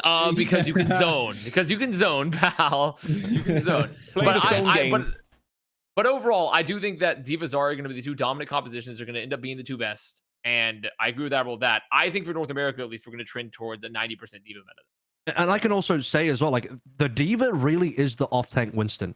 Like if you're an off-tank player and you don't naturally have Winston in hero pool, you are going to head towards Diva as the alternative option, especially for maps like Dorado where verticality matters, right? So it's just two. I see two strong metas coming through. It's a dive meta where you're either playing Diva Sombra or Winston Sombra. That's still within the same archetype, just depending on the hero pool. And then you have the Zarya meta, which is the Zarya Reaper stuff, which is more like a ground brawl type of basis kind of thing. Those are two predominant compositions I see forming out of this. I definitely agree with Connor's point on Diva kind of shredding Winston. You got like a little bit more damage now, micro missiles and shit like that. And if you just get up in his face, I would tend to agree we're going towards more of a Zarya Diva, but I think it's a bad thing, because even to touch on what Johnny said, like right now it's like how you want to play. And like Dallas Fuel, for example, do want to trend towards that Diva, the Zarya, because they have been so good with it in the past, like so good. And having a lot of off-tank players in the West, it feels like we got a lot of off-tank players and a lot of Diva players in the West. It would make the most sense. Yes. Also, being able to protect your backline like that, because the majority of the time right now we are playing the Zen. Well, it's the Zen and the Lucio. I guess it depends, but we are seeing a lot more of the Zen. It makes the most sense to run Diva over the Winston, because Matrix is infinitely more available than a Bubble is. To be fair, a Bubble is from a Zarya too, right? A Bubble from a Zarya or a Bubble from a Winston. So it would make a lot more sense to have this Diva be pushed in the meta more than the Winston. But maybe that is also, because I think you can force bubbles easier than you can force Matrix in this meta. I think bubbles are far easier to be gotten out of than the Matrix, like especially with Zen being such a key staple. Also, on that point with Zen, like it's so easy to destroy Winston Shield as Zen. Like in these Zen comps, like it doesn't take that much. Like historically, like the Zen Yada, yeah, it's kind of annoying, but like Zen can also peel for himself against the Winston too, which is kind of nice. But like you just fucking pound that shield with the orbs, like it destroys it. My argument for Winston, and a lot of why I think Winston is still viable, especially for teams that are relying on main tank players and not off tank players, is because it enables the Ana. Whereas you look at the Diva comps, you talk about the Zen already, right? You don't play the Ana in that unless you're going double flex support, which is different. But I'm seeing stuff like Zen Brig, whereas in APAC it'll be more like Ana Lucio or Ana Brig, with the very rare Ana Zen in there possibly as well. And the Ana and I'm just Winston, gonna interrupt Avril, but NA played like I think it was like 70% on a Zen. It was on a Zen, okay. like Whatever the case, for a lot of it. on a Zen with Diva, is that correct? Yep. A lot of on a Zen with Diva for the team.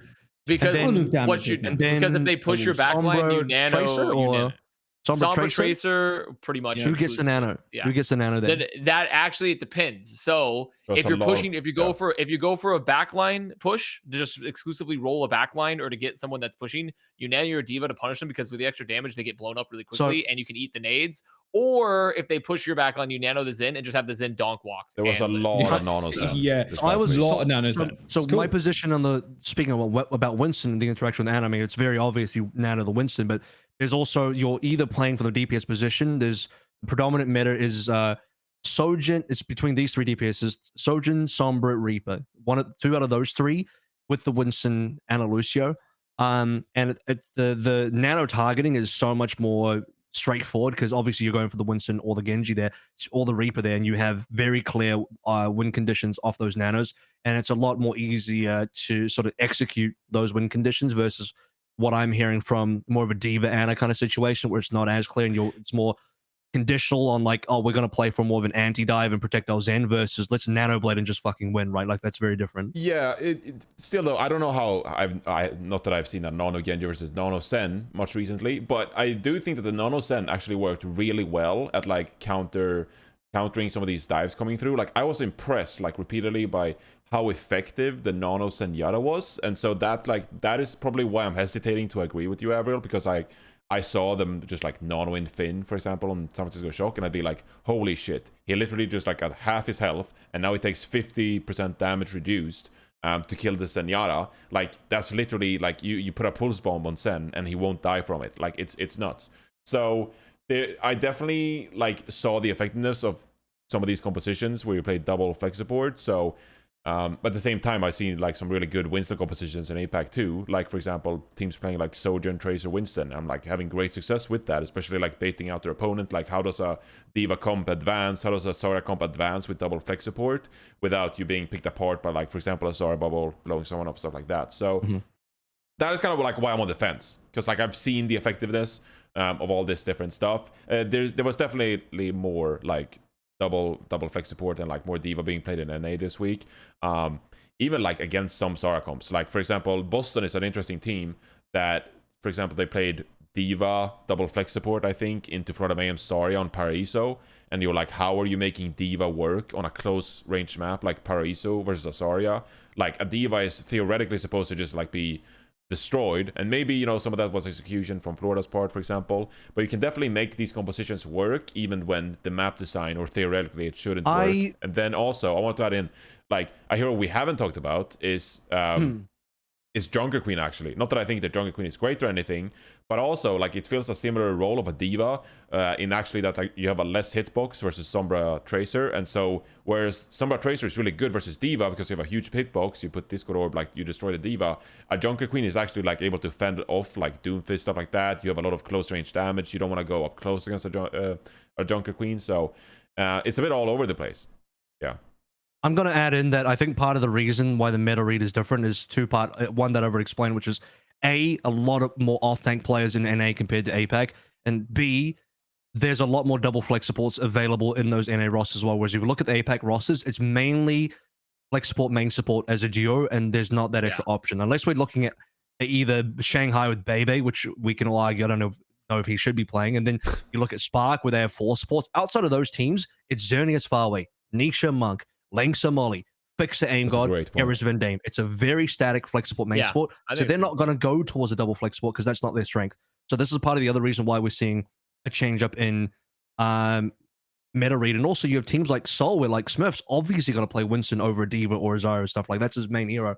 And you have, you know, unless your name is Guangzhou Charger where you literally have double off tags, every other team has a main tank that they can rely on. That's part of the that would be my reasoning for the difference in meta. I mean, this happens in literally, I don't think we should overreact from this either. Like this happens in literally every other game. Like even in Valorant, like some regions are known for playing some compositions over others and like having a different style. And so you go to these international events and you're like, what the fuck are these guys playing? Like they're playing some weird comps we've never seen in NA either. It happened before the Overwatch League where, you know, EU and NA would play way more Reinhardt, for example, and Korea would play way more Winston. So like these divides China happen. would play Roadhog. China would play Roadhog, and it's just like the worst. Part of it is honestly also that you have like these different scrim metas, like the APAC teams, they have less scrim partners, you know, and they have different circumstances, and so they're never going to play like great diva teams, and then all of a sudden in NA you have like 3 great diva teams, and so that alters like your practice experience. So yeah. And I think we've maybe touched upon this. I'm not going to dive into this topic, but like as far as scrim partners goes, Contenders is on the same Countdown Cup patch, Contenders Korea especially, and I just finished casting O2 Blast in their finals, and the top Contenders Korea teams are playing the same meta almost exactly as the APAC Overwatch League team. So it's across the board in Asia. That's just what they're playing, even at the Contenders level. Definitely doesn't help. The region is way too small. Yeah, but that's what I'm arguing. It's like it's not small when you include. I'm not arguing no, but I'm saying like in there as well. Overwatch, the region in itself, like APAC is. They only have 7 teams. It's not great. A meta point. Yeah, it's very small. It's kind of unfortunate that the region itself. But I don't think they have a lack of practice partners. Is the point I'm trying to get across? No. Yes. Yeah. Mine was more a meta point. Yeah, I agree. Yeah. I 100% agree there. It's a good observation. I mean, I think by default you're could make an argument that like if you put Dallas Fuel, San Francisco Shock, and LA Gladiators in the same location, that you're probably going to have a better time practicing those teams than LA Valiant or Fusion or even Contenders teams, as good they might be. I want to move on from the meta read. I feel like we got our points across here pretty decently. Dallas Fuel, they start 2-0 this past week, and they played a lot of Zarya. So I guess their trajectory now, do we think that they can overtake the San Francisco Shock with the #1 seed? They're about tied, I think, now for league points. San Francisco Shock has a superior map differential. But if we had to like pick one team that is like the best for the rest of the year, would we rather pick Dallas Fuel as the better team of the rest of the year, or would we go with the Shock still and their continued regular season dominance? I mean, Dallas Fuel won Summer Showdown, so you know. My answer is going to depend. Was the audience flaming us for loving Shock or hating Shock? They were flaming us. We're just talking about Shock. For which thing? They flamed us because we talked too much about Shock, but they also flamed us because I think, or maybe it was just me, but like people were like I've definitely when I went to like, oh, I think Fuel is looking to be the best, people were like, Shock fans were very upset that I didn't rate them #1. Shock fans have been upset with me for a while that I haven't been rating them #1 North America for a while. And at this point, even if they are #1 at points, I'm probably still not going to put them #1 just to piss them off like Fusion fans. So just win a tournament, please, and then we'll talk. I mean, yeah, just win a tournament. Literally, just win a tournament, and also look good, like without proper carrying your ass. Like just literally, just like you're great. There's a lot of good pieces, but you got to do more. I'll hop on the Mayhem bus here. I will agree. I think, especially in this meta where Dallas Fuel's hero pool and like their flexibility and their ability to play a tank, that is good. I think the Dallas Fuel right now, they very well could. I mean, how many league points are they at right now? Do we know? They're tied, right? Yeah, they're tied. 23 with Shock. So they're tied with Shock right now. Yeah. Yes. There is a very good. And what the fuck is the schedule going on? I mean, the record is all, by the way, tied 17-3, 17-3. Yeah. Dallas Fuel are playing Vancouver Titans, London Spitfire, Houston Outlaws. All right, so yeah, they overtake the fucking Shock here. Then I do see a point where the Shock. Jaws. San Francisco Shock. They're playing Toronto Defiant, Atlanta Reign, Paris Eternal, London Spitfire, and they have the better map differential. So you need Shock to lose a match. Yeah, one of those matches. Do you think they lose to Toronto or Atlanta? Maybe they'll lose to Atlanta. Maybe they lose to Atlanta. Yeah, I think. Okay, Connor says 100%. I'm just the way the games are going recently. Not gonna lie, probably wouldn't put my money on 100% or anything. But they do get a couple of nice games, obviously, in the last week, like you said, Paris, right, and London. Yeah, London, Paris. So like you would expect them to kind of win those, like 100%. But the Dallas Fuel, I think right now they are the stronger team, like 100%. Yep. I think the way I'm not going over it again. The tank play recently from Shock has not been good. Yeah. Tasmo paid me to say this, but I think Dallas are the best. Their tank line is so good. Their DPS line is still like they have Doha back on Sombra. Like they have Doha coming back on Sombra. The biggest downside to the Fuel is that they do not have a super effective double flex support backline if they run running.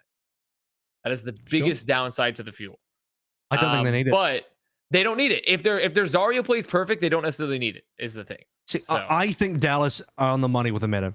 And obviously I've already stated my case and what I think, like one of my opinion of the strong meta is I think it's Zarya focused because Zarya allows you to play both Genji and Reaper options, play the Ana as well with the great nano targets.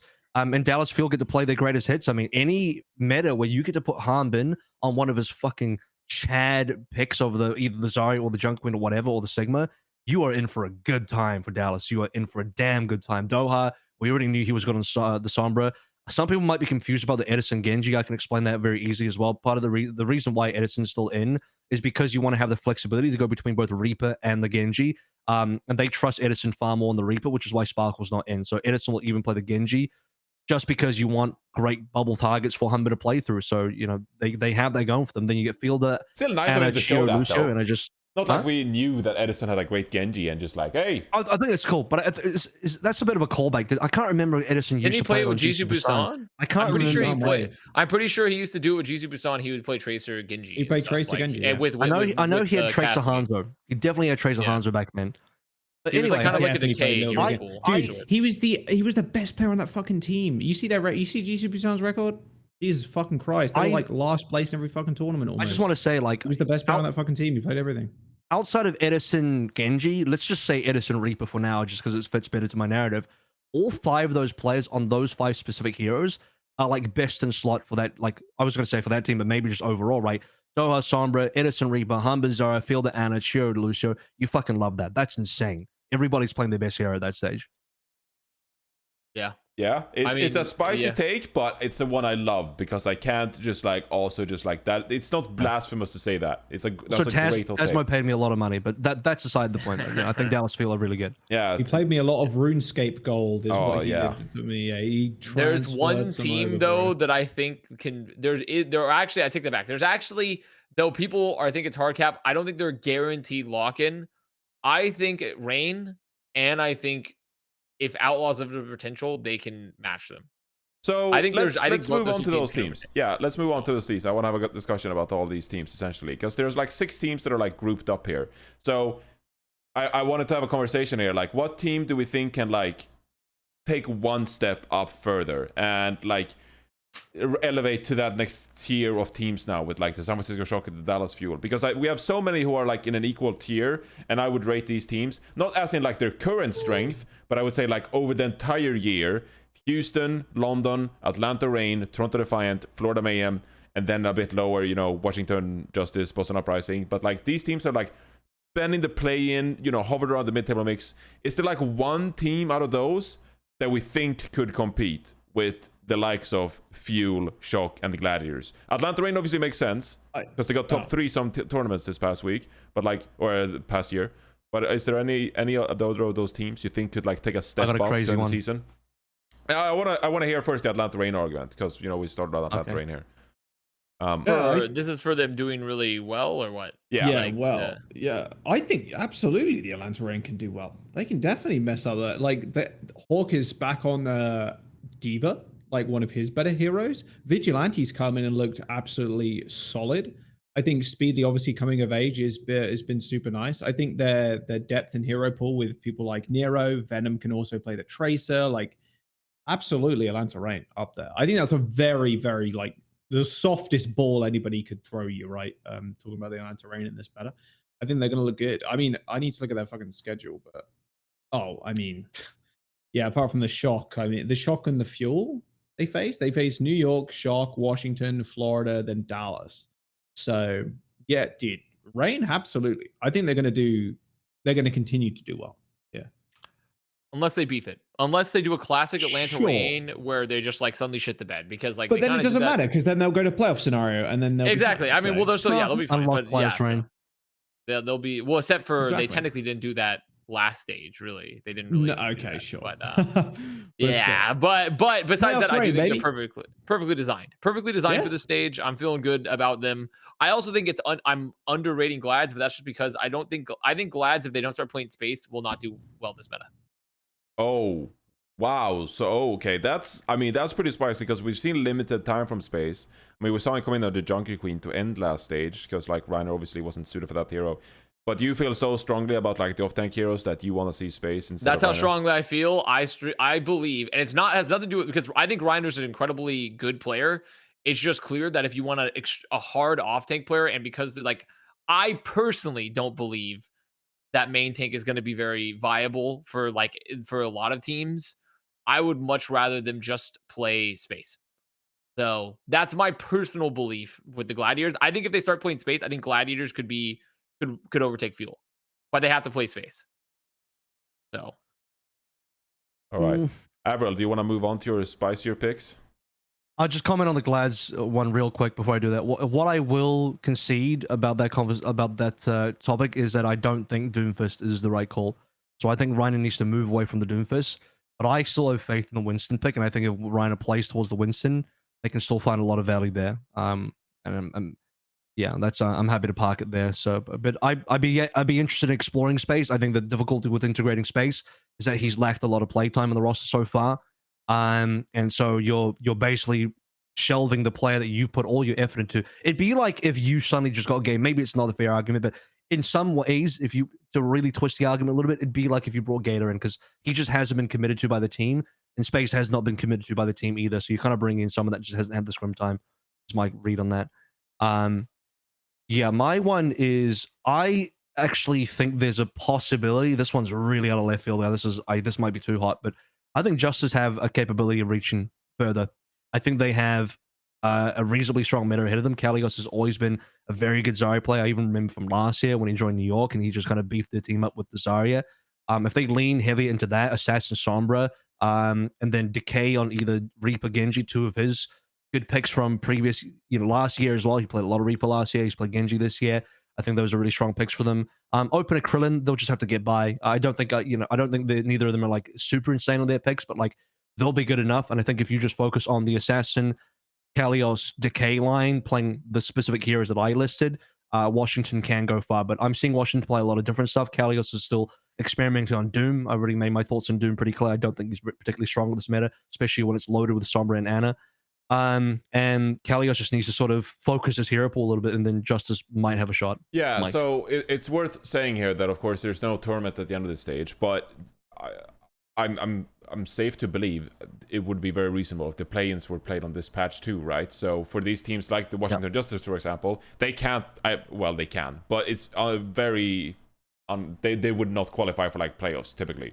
Like that would be very difficult for them in their current league point standing. So Washington Justice would be one of those play-in teams that could like level up their play and then take out the other play-in teams to earn their spot into the playoffs. They can go 5-1. Is that enough? Well, it depends on all the other teams, right? Because they would need 3 league points more than Atlanta Reign. So Atlanta would have to lose a lot, and Washington would have to win a lot, essentially, right? Yes. That's what we're getting at. And then you still have Toronto Defiant and Florida Mayhem currently ahead of you. Okay. So like I said, a very, very out of left field, like very small chance, but like, I'm not even doing the math because like it's so. Yeah, I'm not either. Yeah, it's very unexpected. But so like, maybe a good Plains team then. I'll say that. Yeah, but like if you're the Washington Justice and we ask like, hey, Washington Justice, what are the chances they beat Toronto Defiant, Florida Mayhem, and Boston Uprising to qualify for playoffs? Very reasonable. Could definitely do that if they excel at this meta, right? So, yeah, definitely nice to get those teams involved here. Even a team like Boston Uprising, I love their looks sometimes. I think they play very smart, like the compositions, and if they execute well, they could be the Boston Uprising could be a playoff team. So there you go. I mean, it's looking almost a guarantee. Like not for playoffs. Sorry. Play-ins. Yeah. Sorry. I thought you said play-ins. They're like double the points in New York and Vancouver. Yeah. Sorry, I thought you said play-ins. I didn't know. Yes, okay. The New York Excelsior going off with 5-0 run. I mean, they might even be out. I don't even know still how the invested, fuck they would. bro. Yeah, I mean, they could, but the problem is that like the thing is I can't prep for New York or for Justice. I just can't do it. Literally can't do it. They've yet to pass the Fermi barrier of like.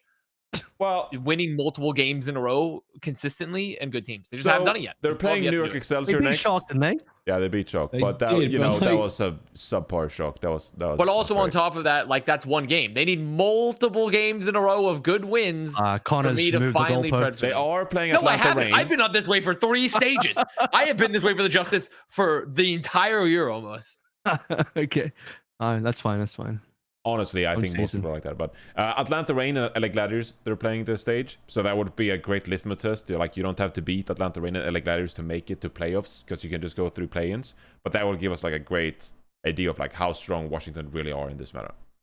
So maybe gives us some. I just think they have the right tools. I don't know if they can execute, but they have the right tools is what I'm saying for this meta. Yeah, I mean, I look. Say what you want about the way the org went about the player drops and stuff like that, but like I'm cheering on the players. Like there are 5 players just hoping, doing their best, trying to make this happen.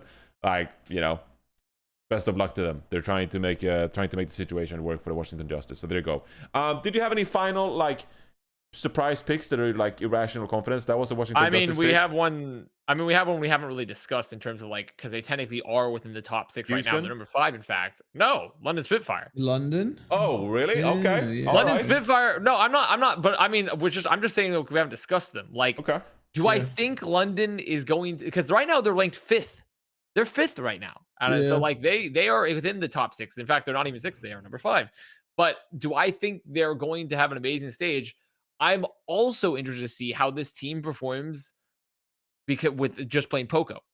Because once again, I don't think Hottie is going to be... Hottie's pure pool does not make any sense in this meta. He can't even flex the off tank at all, Like, and also his Winston is like solid, but I don't think it's good enough to warrant them playing Hottie. Has he played any Rhine? Any Rhine? Zero? Yes. Yes, he's played some Rhine. They did play Rhine. They did play some Rhine, and or...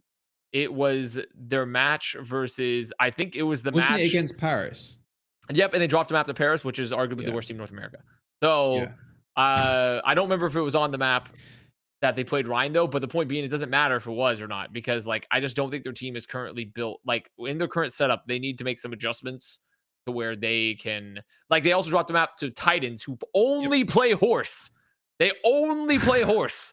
That's all they play. So, like, you need to... I don't think this is, like, the pick They for also them. play Glads and Dallas next. Yeah, I think they're... Something about Vancouver and Paris smoking the good stuff and getting on their horse. But they still got maps. Still got maps, though, so against London, which is not a good sign. And also, there's a Sombra Tracer meta, and right now, obviously, I think Backwind Sombra is looking relatively serviceable, but I would argue Sparker would be better on... He can't play both Sombra and Tracer, Like, he can only play one or the other. Where Shax come in. So I would... Yeah, I mean, that's the other thing. I was like, where the fuck... Like, why not play Shax? Like, I don't know why Shax wasn't playing. They were playing Backbone on Widow over Shax. Didn't they play... Yeah, they played a lot of Shax, I think. I saw some... They saw gameplay from Shax. Yeah, but the thing is, they still, like, when they played Widow at points, like, they still didn't have Shax in. So, like, I think London has it in them to maintain a top 6 position, potentially, because they already are ranked 5th, but they need to make some swaps up in their lineup. I think they have it in them to maintain a top 6 position. It actually all comes down to how Toronto perform, because London almost certainly are going to lose to the Glads and the Fuel. Probably. If you, like, being real. And then Atlanta Reign are going to do well, just going on how their schedule's looking, but like how they look and their hero pool and everything else. And that means it's going to probably come down to Toronto to find, can they like snipe that spot away from them? But London are 13-7 right now, right? So like they would have to... Toronto are 10-10. That is true. Their 2 league points separates them. Is it possible? Wait, who the fuck do Toronto play? They play Vancouver, Mayhem, and Houston. Yeah. That's I mean, Vancouver. Yeah, maybe they don't. But Mayhem and Houston, I don't know. Mayhem and Houston, I'm on the fence. No. I think Mayhem are, though, potentially might have a bit of a struggle bus. So I don't know if they're guaranteed to like win that game. It just depends how Mayhem does. I will say it is very funny how Toronto has literally they're mid. Become 10-10? Mid. They're 10. No, not only are they 10-10, 0 map differential. Yeah, 41-41. How perfectly mid. Perfectly mid across the board. Literally the perfect mid team. It's unreal. It's actually unreal how perfectly mid they are. But there is a chance. I just find it unlikely considering how far ahead London is in terms of match wins that they lose enough. Well, looking at the schedule too, I don't London think are playing Shock, Dallas, and LA Gladiators. So London could go 1-3 these next 4 matches. Yeah, but even if they lost 3 in a row, they 1-3, if they go they get 16 league points. Toronto go 3-1, get 16. You're tied. 4 points. Yeah, and then who's their head? Didn't London always beat? Hasn't London beating Toronto recently in head-to-head, or am I misremembering? Yeah, London's been beating Toronto in head-to-heads recently, have they not? So you're really testing the brain cells right now, bro. Pretty sure, yeah, because weren't they the ones that were rolling Defiant? Until, London, so they lost. Yeah, they lost them in the quals for Summer Showdown, and in the 3 in a row, I think. But 3 in a row. And they lost in the mid-season Masters qualifiers. London is literally the Toronto destroyer. Boomer, yeah, the Toronto destroyer. Yeah, so map differential does not take precedence over internal head-up. I guess that's true. Map differential would actually make, but it depends on how badly London loses, right? Because they have a plus 13 map differential. Yes. So if they were to get rolled on, if they get smoked by like Glads and shit like that. Yeah, if they were to get rolled, like, but even like not just Glads, like even like Fuel too. If they were to get dominated, Fuel as well. Like, yeah. They could bring, and Toronto does decent enough. They could have a reason. They could have essentially a better map control. So, is there? Yeah. Is it probable? Now I looked at Toronto Defiance opponents. Maybe not. Maybe not. But I don't know. I just wanted to bring up London because I feel like their situation's interesting where they're top 5, and I think they have it in them to potentially maintain it, but it's gonna be like a really hard stage for them. Yeah. So that's a great call. Yeah. I think I'll speak for all of us before we head into APAC that Houston Outlaws, they look great. They take shock down. Pelican is one of the best Sombras we saw this past weekend, but please do something at LAN and then we'll talk kind of thing. Yeah, like we went over this. What about there's no Countdown Cup, so it's fine. What about the consistency though? Like, because they also lost to Boston. Is that an alarming thing? Because I'm like, I don't know how to feel. Yeah, it's time. Okay, it's time. I hate to do it. It's time to do it. You're not going to win any games when a player is 10 deaths per 10, and it's your tank player. Rough. You won't win a game. Rough. Specify who you're talking about. So their first match they played with Doge. Doge played exclusively Winston/Ball. And he had 10 deaths per 10 minutes. Yeah. It was not good. So 9 from the ball and 1 from the Winston. It was no, the Winston actually was most of it. So, but that's not even a knock on Winston. That's Boston like how played really well. And also Boston played really well right now. Punk forced in the Jungle Queen in that match, I remember. Yeah, but like I don't see any reason not to. I don't see any reason not to play Jungle Queen. Plenty of reasons not to. It's like stuff like that. It's like, well, why don't you just play the Diva or Azaria or fuck it, even an Arista into that? Like, it's like. Well, the Jungle Queen's interesting because I think it provides a different level of counter dive where you can provide both your shout and also you do even like pretty much the shout on top of some of your extra CC and like your sustain. Shout's barely giving you HP now. I mean, yeah, no, I'm just saying it's a different take on it. It's just a different take on it. It's definitely interesting. It still functions similarly, and also when you're just feeding into it the whole time, it works great. So like, but Houston with Dante pounds. So like that was Dante a better tank play than a tank play. That always blows my mind. But maybe he had a lot of practice on that Diva and goes. He's the god. I mean, also, well, that's not even true. He played Diva before that. He played Diva in 2016, 2017 for Arc 6, the XQC team. And it was not great. Professionally. Yeah, but it wasn't that bad either. It wasn't that bad either. He stepped it up. Dante has stepped it up. Yeah, but the point, but also Dante has an immensely better DPS and support line than he did then. Yeah, that too. So like, I think Houston are like you should essentially take the Boston match for Houston and scrub it from your mind because that was Boston. And I don't think also, I think people are going to take it the wrong way, but like, I think by me implying Doge is a really bad player, I don't think that's the case. He's playing on ping. He's also playing when he hasn't had any stage time and it's a new meta, right? So like, it's a hard situation to be in for Doge. And in your opinion, it's the wrong meta too. Yeah, and also I don't think they're playing the right meta. Yeah. And Boston are like clearly like on a really good spot right now in terms of their meta understanding and strength. So like I don't think there's not me trying to imply that Doge is like a terrible player. It's more so like there was no universe on earth that like the Houston that played Shock and the Houston that played Boston are the same team when you compare them. But I think that also goes to show that like the meta is a bit of a, you know, like even talking to some of the pros, they're just like it's rock paper scissors, like who plays what tank and how you're playing against those tanks, and like it's hard to predict some of these matchups because like some teams excel at others. So we'll see what happens, but that is a prime example of Houston just like, hey, we're gonna play Doge and then losing to Boston and then beating literally the San Francisco Shock, playing Sombra Tracer matchups. So makes it exciting. Love this meta. Yeah, it's actually really nice to watch. Yeah, I totally agree, Jules. Yeah. All right, let's move on to the APAC region for a bit. Here we go. Everyone's wrong. Shanghai Dragons start 0-2 in a Sombra meta. Now, I know they didn't just play Sombra all the entire time, but they did start 0-2, Avril. What went wrong for the Shanghai Dragons?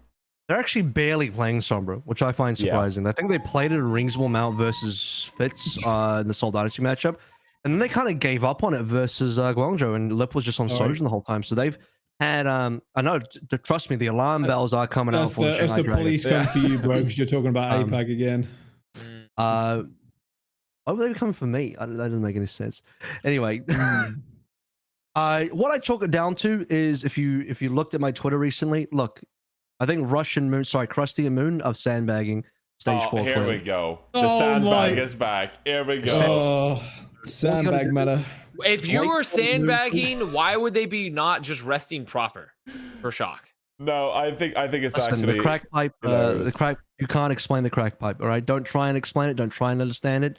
It does what it wants. I would love if they came out in an interview and just like made that excuse, just like, yeah, we're sandbagging. Even as a joke, it'd be funny if they just no. Yeah, that'd be look, here's the thing: is I don't want to get into a position where we just start blaming players. I'm still not convinced by the Bebe look for Dragons, straight up. And I'm still not 100% convinced by Fletter's current position in this entire year.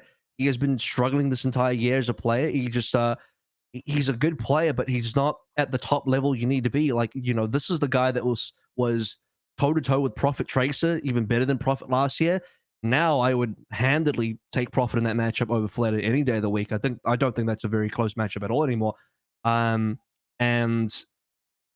Shanghai seemed to be a little confused about what they want to do in terms of the support line when they were trying Bebe out, and then they kind of didn't anymore when they went to the Guangzhou match. Clearly they had a different read when they got to that second game. They are a team that are wanting to play Fate Winston, right? And, you know, without wanting to dive back in the Winston versus Zarya versus Diva kind of situation, Shanghai's read is to play the Winston, understandable. But they, to me, if you want to play the Winston, I think you need to really be linking up the dive and playing the Winston with the Sombra. I think that's the major strength of playing those types of compositions. And when you're going towards more of, I think they end up doing Tracer Sojin versus the Guangzhou Charge. And I don't particularly think Flitter's having, again, he's not having a particularly great season at the moment, so he's not having the same output that you would have on those type of dives linking up with Fate. And Lip can be a monster on that Sojin, but it's also, you know, it's a very hot and cold kind of hero as well. I think most players are not like always super consistent on the Sojin, apparently, unless your name is Shy, maybe. So the Dragons, they maybe could have beaten the Charge. I mean, it was a 5-mapper. They had a 2-1 lead. I think they made a wrong call on New Queen Street. I think they should have subbed in Void and played Azaria there. That is one map where I think you just don't play the Winston, and Shanghai still made the call to play Winston, and they got fucking rolled that map. I think that's a poor call from Moon. Yeah, it's definitely whoever made that call. I think another point to this, and you mentioned it earlier, kind of, is that like I don't know if Shanghai Dragons like double flex support is a great look either. For example, like Lee Jagon, he swapped over for Sen a little bit, and I think it was a great look for the point it was played at. It was King's Row point C defensive side, so like, you know, you're playing Zenyatta in like a huge corridor on point C King's Row, right? Like you have so much room, especially against a Zarya composition like the Guangzhou Charge we're playing. But that is like sort of where you need to find an edge. If you're not going to match a Zarya comp, you need to play like a Zenyatta with a Discord Orb to be able to poke down the Zarya from afar, make it difficult for that composition to advance. But because we saw Shanghai Dragons just play like so much Lucio on all the time, like it's hard to win the Zarya Winston matchup when you don't have a Zenyatta at your disposal. And so I think that's like a pain point for Shanghai Dragons too, not having the option to play like, you know, a Zenyatta with their Winston compositions, if need be, against some slower compositions like this. So, and yeah, if they do want to really trust in the Lip Sojin, I would recommend that this team put Who Are You back in for the Genji. I think Who Are You has a Tracer. Now it depends on the trust. Sorry to interrupt. Do you think they would look better like consistently if they put in Void in to play Zarya with Who Are You Genji? Doesn't even have to be Void. I think Fate Winston plus Who Are You Genji works. I think you need. Here's a couple things you need. You need Who Are You in, and you need an Ana player in. So Izayaki on the Ana, that's fine. Because I think you want to enable either the Winston Nano dive or the Nano Blade dive. Or you could play it with Void. I think if they can move over and learn some lessons from Guangzhou. I know Shanghai learning lessons from Guangzhou is a bit of a meme, but here we are. They did lose.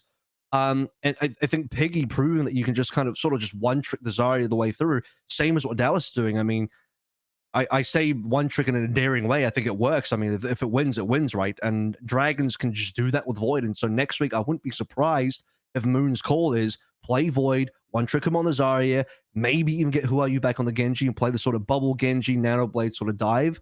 And that would work out well for the Dragons. But I think their biggest strength this year has the legitimately best player on this team has been Who Are You. I know everyone talks about Lip, but I think Who Are You's been the best player on this meta. On this team, the most important player on this team. I agree with that kind of wholeheartedly. Like, I also agree 100% with your Fleta looking throughout the entire year. Fleta has seemed out of place at times, in the roster, and it's very clear that like, I mean, the man like at points he's just kind of been invisible. So I do think that this is like just not been the greatest year for him. It doesn't. So I think who are you actually? It's just one of those things where like it's crazy to me think about when I'm still talking about who are you, and this guy has been playing for like 7 years. Like this dude has been playing for like 7 years, and you know what he's been playing for 7 years? Genji. He's been playing the same shit for 7 years too. And it's just monstrous. But I agree with all the points. I think Shanghai probably could commit in that direction. It'd be a lot better. And it's very clear that like they're having issues with their comp and like their overall player strategy. Yeah. Yeah. All right. That's my read on Shanghai. Yeah. So I do want to have a bit of a fun question here when we talk about these teams. Seoul Dynasty obviously beat them 3-0, but I would like to ask this. Now, Seoul Dynasty and Shanghai Dragons, they've been at each other's throats, you know, the two most dominant teams in the APAC region for quite some time.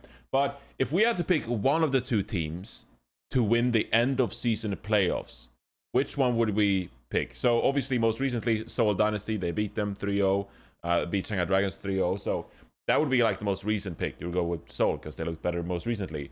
But going through an entire playoffs bracket, you know, we don't know necessarily what the meta is going to be.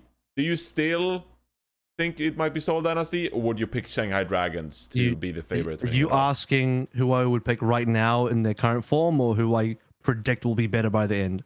Well, who do you think is going to be better by the end? Yeah, come playoffs. And who do you think has the best chance between these two franchises based on everything we've seen this year, and you know, perhaps going into a new meta with Kriko being added for the playoffs? Okay. Which of the two franchises do you think is the better situation to win the entire playoffs? I think it's going to be controversial no matter which way you say it, but that's the point. That is why I asked the question, because I'm gonna make Connor a happy man and say Seoul. And the reason I say Seoul is because I've seen better consistency. I trust Smurf more than both Fate and Void, wholeheartedly. I think that's not a hot take at all. I think both Eris and Vindame are pretty nuts as well. Fitz has already shown, at least in this meta, that he can keep up with Lip, which is very important because he's been playing that guy Shadow forever.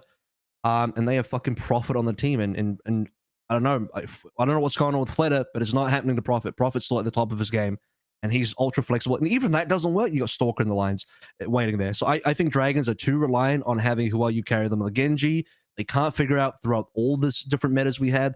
It's been hard for them to figure out who the hell is playing tank, except for Jungle Queen, where it's just like, I guess Void can just one-trick that. The whole like mixing and day thing has never worked out. I want to open the floor as well to Avast and Joss. Seoul did just get like dominated in the Summer Showdown in that meta, and I think that is sort of like why I asked this question. Yes, Seoul recently won 3-0, but Shanghai dominated Seoul in the most recent stage, like in a different kind of. Well, I would say the finals went 4-2, so I would argue that Seoul actually played that one a lot closer than people gave them credit for. First and foremost. Secondly, I think better, bro. Who gives a fuck? We're in a come on, Joss. Come on, Shanghai Dragons. The last couple of years. I just think if we're gonna re-roll the dice for a new meta, I would trust Seoul more with that because they've shown more capability of like showing up for a new meta than Shanghai have outside of Junker Queen. Is what I'm saying. I would say the variance that Seoul can provide. Yeah, I agree. More flexible than the Dragons currently. I'd take Seoul as well. Avast, you're a Seoul boy. I want to. My heart wants to say just Seoul. Ejaculated. So, but no, that was me like thinking hard. Okay. That's me. Like that's me. I guess you could be thinking more of like a. Just find your thumbnail, Johnny. Could be something like that, but the problem I have with Seoul is that they've outside of the first stage and then like having great performances during their regular season, like leading into the tournaments. I feel like great. I do agree in the fact that the latest tournament they got rolled once, but they had a good grand finals. Like it wasn't a bad grand finals for them. But God, it's like shitting the bed is in their DNA. Like literally, like if I was to put their fucking blood under a microscope, there would be microscopic beds and microscopic fecal matter in that bed. God, it doesn't make any sense because this team should be so good. But it just seems like Shanghai gets its shit together. They always get they just get their stuff together, you know? But if Genji is meta, yes. If Genji, I think Genji can be meta. I think Genji could be meta for Dragons. I think they could force it. What about in playoffs? There's another dice roll because we don't know. I don't know, right? That's the thing. I don't know. That's why I'm trusting Soul because we're dice rolling again. But there's also a chance that like whatever meta we hit could be good for Dragons if like depending on what it is. But I think I'll throw it into the Soul hat. I'm believing. I'm believing in the Soul hat. I'm believing. I am believing in Soul because I believe in this team has made me believe despite the ups and downs. I'm ready to be hurt again. I'm ready to be hurt again. As Lizzo says, am I ready to love again?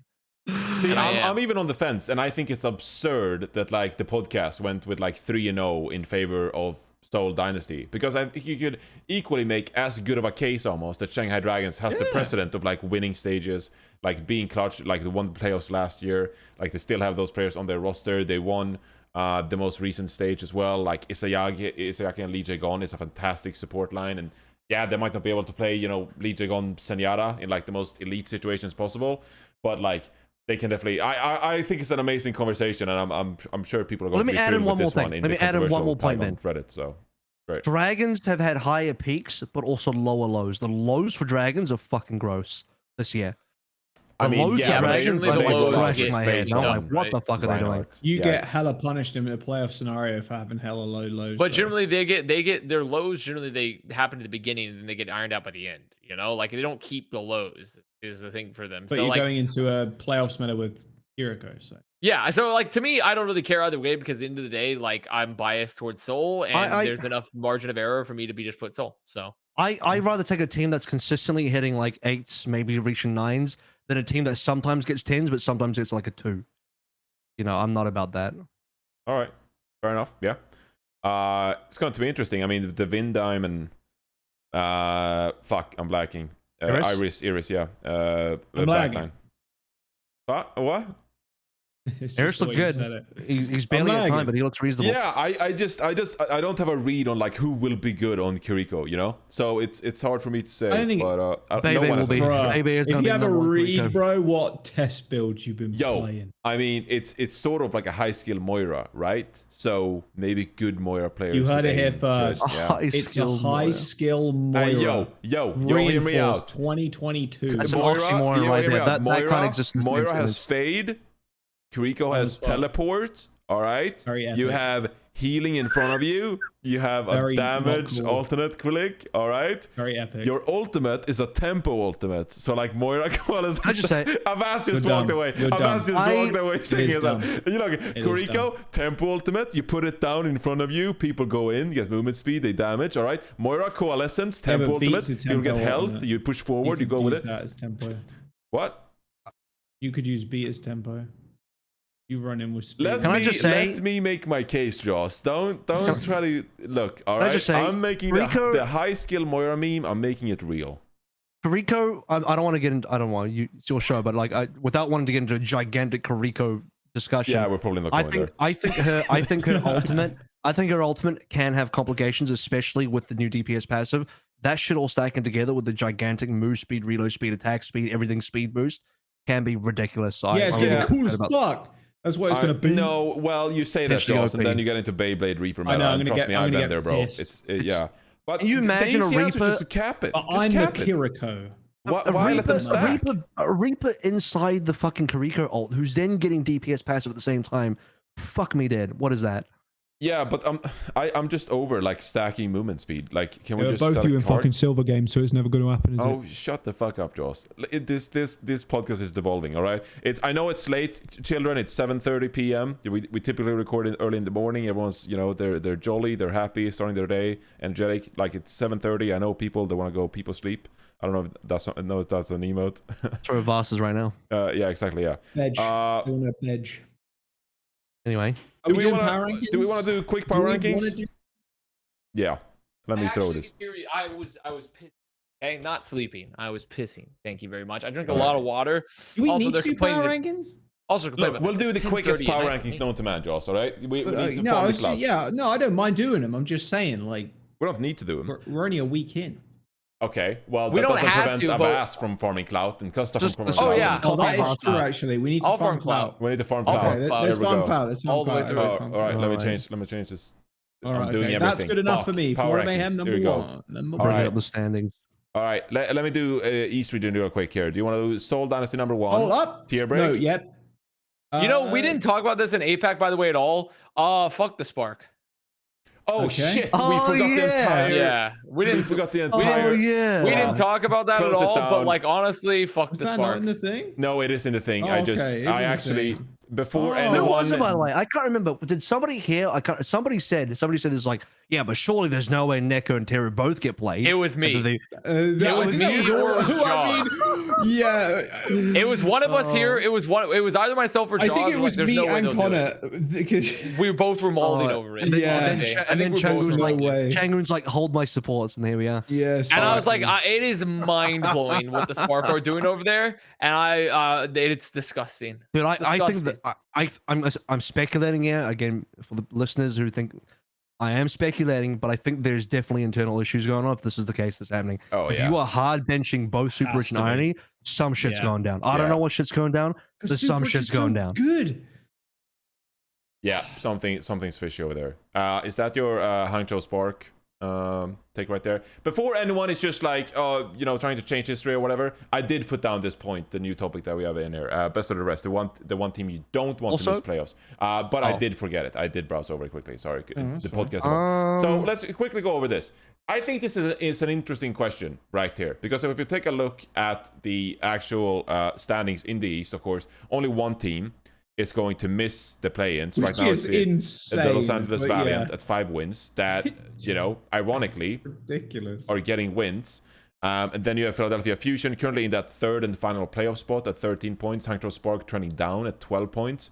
But then you have Chengdu Hunters going to charge, even LA Valiant. They're still competing for like the play-in spots and consecutively the playoff spots.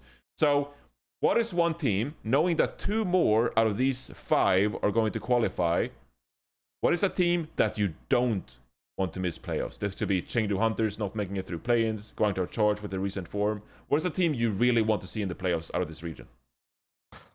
Guangzhou Charge, because they look significantly better than. I probably actually shouldn't say that. No, okay, whatever they do. You They can look only better than pick Valiant one right here, now. Avril. Pick your poison. The reason I'm picking selectively. the Charge is because they are the most at risk of being fully eliminated next to the Valiant. That's just the objective truth. aren't the Valiant already fully eliminated? No, No, they're not. No. They're not. they could surpass the charge for play-ins and then make the They playoffs. could. Yeah. All 3 of Uh. Chengdu, Guangzhou, LA all could mix up.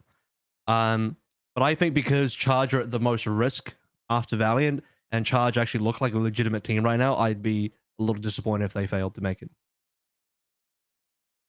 Yeah, I mean, I think in general, and this is like obviously we should. I mean, I don't know. I think I agree with that take. I think Hunters, they've pissed me off so much this year, but they do look really nice right now.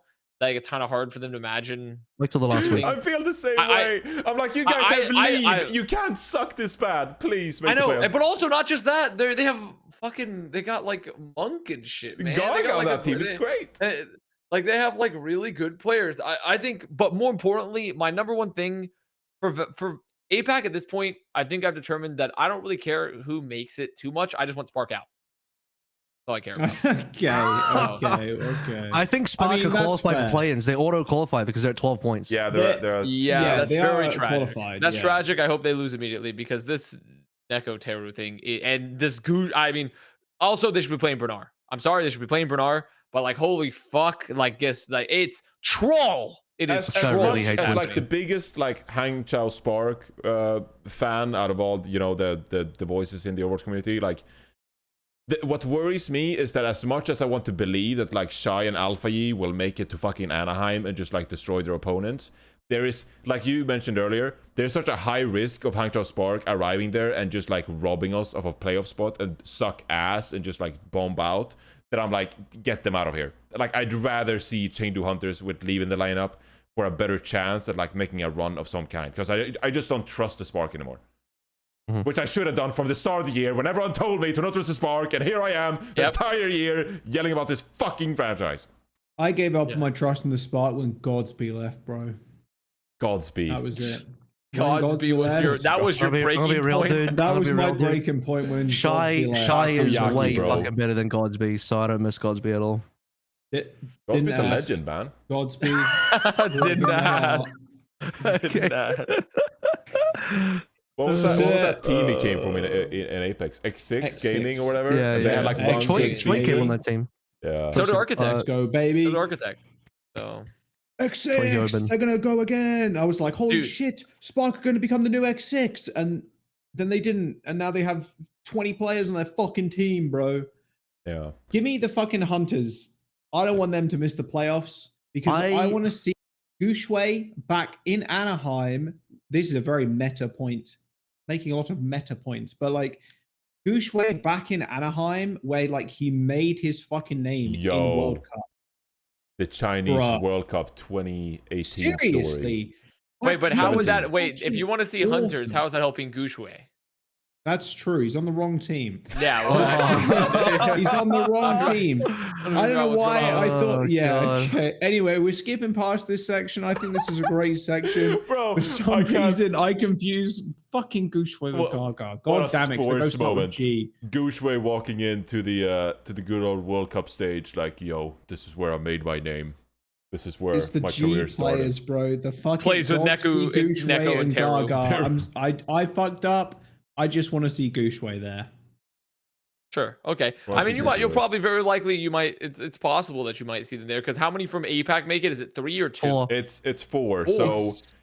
So Fusion, we haven't talked about Fusion, but it's probably pretty likely that Fusion gets the last like direct playoff spot, and so like, which is by the way disgusting when you look at their standings. They're negative wins -2 map differential. Like holy shit, they're ranked 3rd in APAC. Like that's ridiculous. What's happening?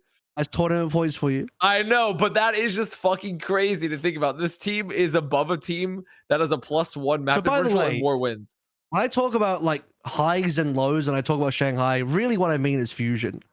When I talk about highs and lows, because Shanghai operate between a 10 and 1 scale. Fusion goes straight in the negatives, but they also go above 10 sometimes. So that's a ridiculous team for highs and lows. Like unbelievable. That MN3 game where he destroyed Profit and Soul, that was like an 11 out of 10 game. But then they can just do some shit where like, this team's in the negatives. I have no idea what Fusion's doing. This is disgusting. Yeah. It's actually amazing how often like some of these great teams in APAC, they just like tempt fate with a close matchup against the Valiant. And we're like, holy fuck, Fusion in a direct playoff spot played a 5-map banger with the Valiant. They've been reversed right by the Valiant before. Dude, it's crazy, yeah. The ups and downs of the Fusion. But, you know, I want to see MN3 and on LAN. That'll be good. It would be ridiculous to also see Valiant make a complete 180 from 2021 season. I do not want to see the Valiant in Anaheim. No. That would be like, storyline. Not only do you not want to see the Valiant in Anaheim, but their parent org LGE also don't want to see them there. So, you know, they agree with you. Yeah, that is fair. That is, actually, I mean, would LGE be able to even secure them, like any sort of visas or there's literally zero way LGE at this point. I'm convinced LGE, even if they were to make it, it'd be a situation where be like, guys, the Valiant can't make it actually because they physically are incapable of receiving the visas / paying for the tickets. Rough. I am not gaming evil team, huh? Spend time thinking about this dimension where that happens. Well, the likelihood is that they're not going to, but I mean, it would be very funny. But it would be hilarious if like people are like, oh, Overwatch Esports is returning to California, and like people would show up in Valiant jerseys like nothing happened and be like, who is this? Taze on Day. Yeah, Taze on Day will be there. Taze on Day. Taze on Day. Wearing the Custard jersey. I was in Custard's chat today talking about like, oh, you know, is there going to be like a home crowd advantage in LA? It was like, yeah. When Valiant get there, LA Valiant will have their home crowd advantage. You know, that's what they've been waiting for. True, and we are that would be mad funny though if they still show up. It would be so good. That would be so. You know, actually, Taze on Day supposedly is coming on my stream next week for the co-stream.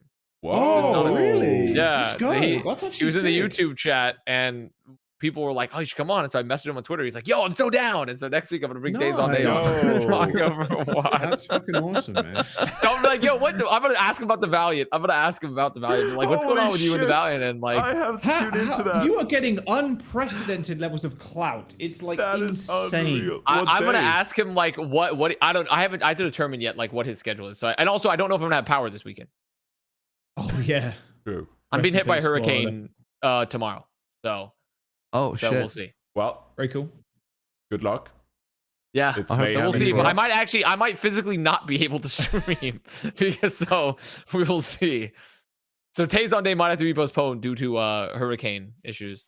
So we'll have to see. But if it's not postponed, Tazon Day and I are going to be jam. I'm going to be asking, what do you like about the Valiant now? Who's your favorite Valiant player? Do you love Easy On? Like, who's your favorite?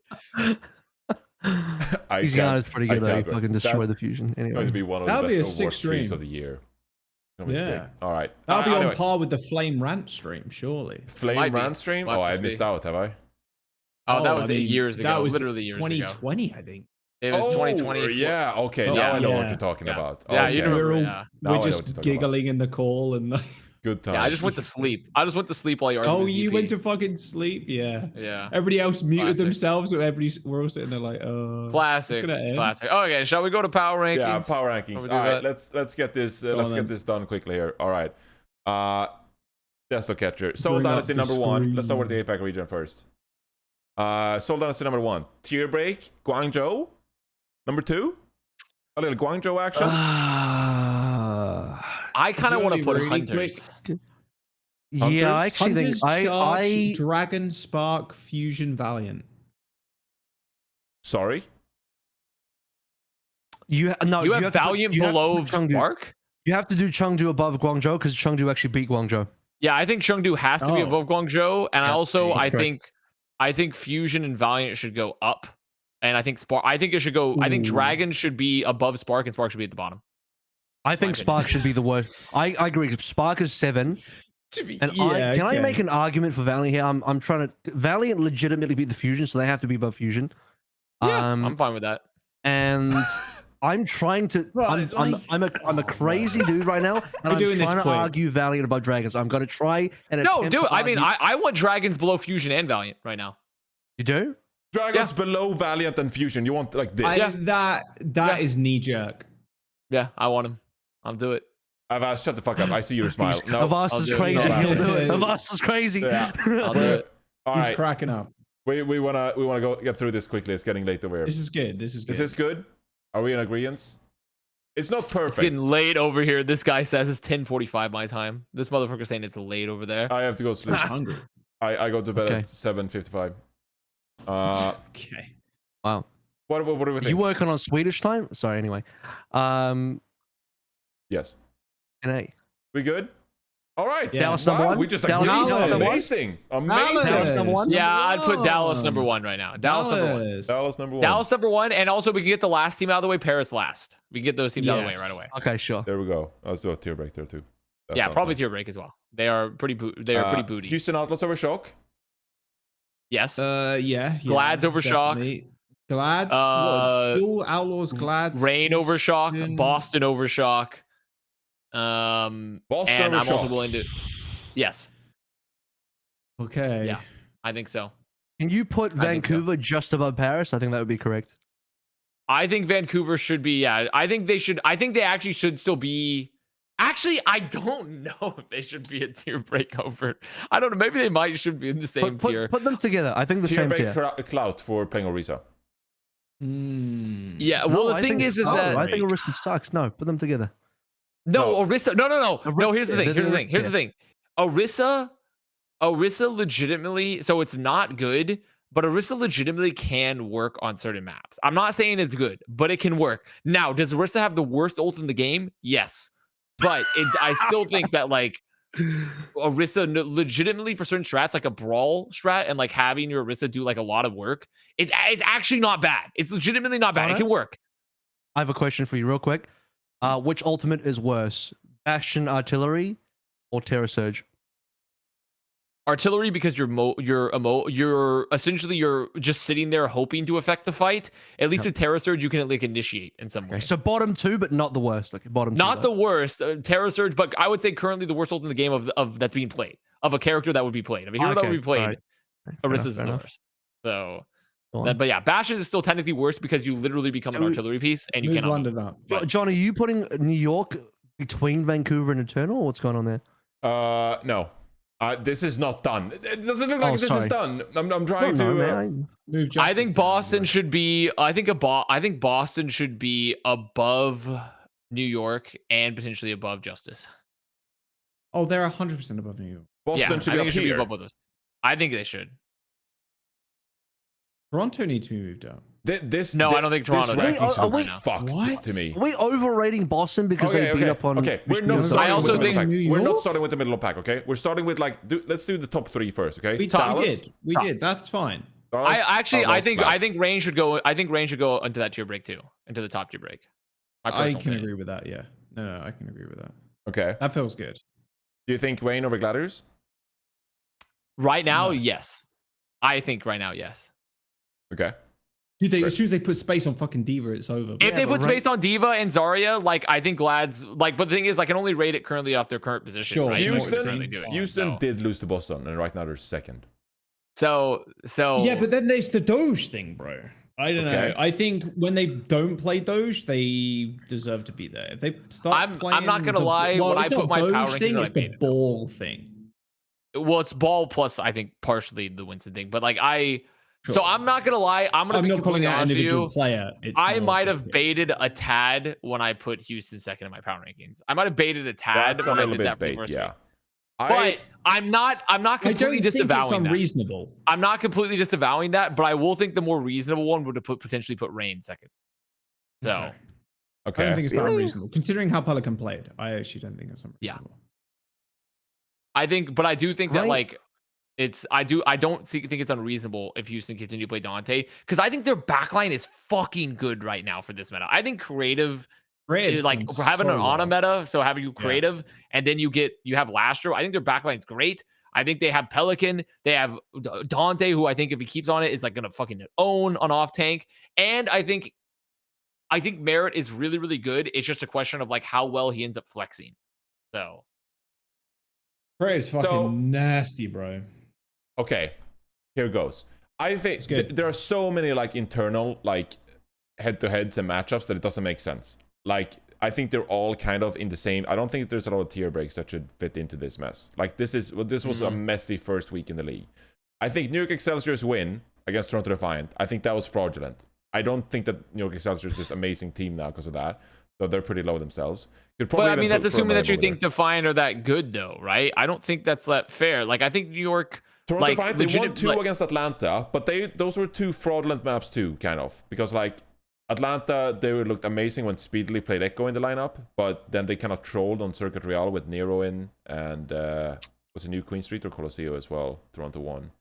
Because like the thing is, well, actually, to be fair, that might be a little. I will say it's a little fraud, but I think New York, their DPS line is probably like, so you get Yaki, okay, great, but then also Flora, like getting to play Sombra or even Sojourn, like Flora legitimately hard carried. The captain hard carried the points. It's just the team was just so bad that it didn't matter. And I also think their backline is pretty decent in this meta too. Ho1 and Ganamjin. No, I'm gonna stop you right there, buddy. I don't think there's any chance that like Flora does what he did to Toronto Defiant. I don't think he does that for the rest of the season. Okay. Well, I mean, but don't get me wrong. I don't think New York should be very high. I just don't think. I kind of feel like it's a little. I think it's hard to justify putting them over any of these. I would potentially put them over London. I don't think I'd put them over Mayhem. I think I'd move London down and move New York over London. I think London's like they lost a map to Titans in Paris, and it was cool. It was close for certain points and other things. Okay, all right, I can get behind this kind of. You want a tier break here between Florida? I would probably put a tier break there. I'd put a tier break there, and I'd probably put a tier. I personally would put a tier break under like Glads as well, but like. To be fair, that might be doing Boston dirty in terms of their actual performance because it's just the thing is the problem I have with Boston is Boston. If you give Outlaws the excuse that they lost with Doshin, you also have to say that Boston beat Outlaws with Doshin. Yeah, when they played exclusively Mikey. So yeah, I agree. So I think Boston could also be like. I wouldn't say Justice is better maybe than Boston, but I'll take it. I mean, if you want to fight for it, I'll give you it. Because like I'm kind of undecided on Boston. I am exhausted. But I do think I've heard continuously great things about Boston, but once again, it's like I don't trust Scrimbucks. I also think Shocker probably better than Defiant. So, And probably yeah, I'll give you that. I think Shock probably should still be better than Defiant, but it's I think I'll agree with that. Yeah, I think I agree with that. Yeah. All right, Jaws, several. Any comments? Did you guys really take Boston over Shock though? Right now, in their current like form, their comps I like a lot better than I think Shock's. their teammate, but the one problem I have with Boston is if Victoria does a Victoria or Valentine, but mostly like I think Victoria, because I think Valentine's, but like really like, but both of them really like so much of their team is dependent on them like not going invisible essentially. Because like I don't like there are times throughout the season where I feel like they've been really invisible, and there are times where they've been like really god tier. Like Valentine just hit every stick in the match versus Shock, literally hit every pulse. So like I don't know. That's actually right. I can't predict the V brothers against Proper. Sorry. It's kind of scary with them, but personally, I think their overall understanding of the meta, their composition, and Punk on the tank role. Punk is far more solid on the tank role than, in my opinion, than Kaluj or Mikey. Not that Kaluj I don't think he can make it, but that's how I feel. So, but I also rate the Shock backline higher. I think Violet Finn is a fucking pound backline in this meta. I think the Boston should earn being above Shock.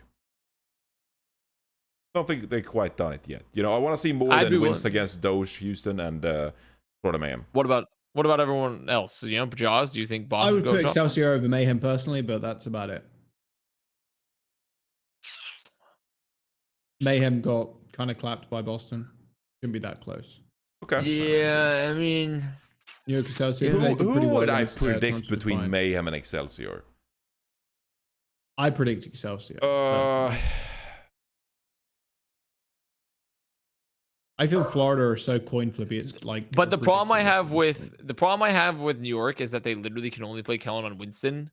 But also the problem I have with Mayhem is that I don't think someone is that good at Diva. People have this impression that like someone they would definitely force double main tank. Well, someone is a flex. He is a flex player, but the problem is his flex kind of ends at Diva. He can play every other tank but Diva.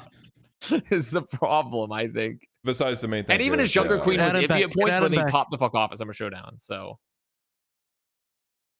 I think this inspires some conversation. For Mayhem, they got top 4, and we put the Excelsior above. There's going to be some mad Mayhem fans about that. So that's good. Yeah, I personally, I don't know if I'd put. I don't know. Maybe I can't remember if I did put them honestly, but it's kind of up in the air. So are we settled on Rain Outlaws in those positions? Because I don't hate Outlaws in second, but I'll defer to you guys who've. I just don't like the one singular win against Shock. I mean, I'll put Outlaws in second. I'll go for it. No, sure. I did it in my other power just because. Oh, really? I'm getting dominated. Okay. Look, how good creative played in that series was actually unbelievable. That guy's. It is a perfect meta for him because he as a hard Ana player, even though he technically does have a deeper hero pool, it's a good meta insane. Yeah, I would put him over him currently. Now I will say that like overall, all the evidence points to Rain being a better team, but my current belief is that Houston could potentially outshine them as it goes on. So I could also see Atlanta Rain facing like a Houston Outlaws Kickoff Clash scenario where like in Kickoff Clash, Houston Outlaws played a lot of Pelican Echo, and then like over time, over the course of the weeks, like Pelican's Echo became more and more useless because people exposed it and like played around it. Whereas Atlanta Rain do a similar thing where like speedily Echo is this go-to thing, and then people abuse it. I got a dog barking. They're very upset about Houston Outlaws. SMH. It's Doge from the Houston Outlaws. He's locked outside. He wants in. Any further comments? Jesus Christ. I'm feeling pretty fun. I'm feeling pretty confident. I feel good at this. Feel good with it. All right, great. Dog seems fine with it too, I suppose. All right. Good. Preds. We have a few Preds to go over. Yeah. So this time around, I need to figure out how to work that prediction tool that Kurt had, or whatever. Did we not get the rundown on that one?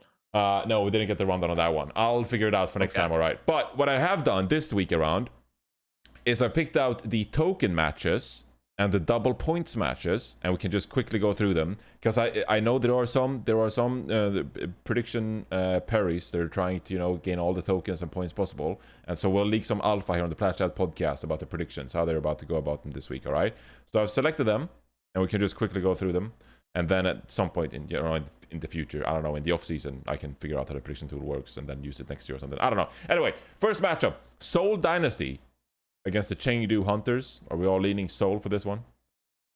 No, we are. But I will give Chengdu some points here. I think this is not going to be a blowout. I think I trust Chengdu to get some stuff done. So for the pick and parries, you'll give a I would give them at least one map. I'm trying. I'm very, very trying hard to give them 2, but I think I'll just rest on the 3-1.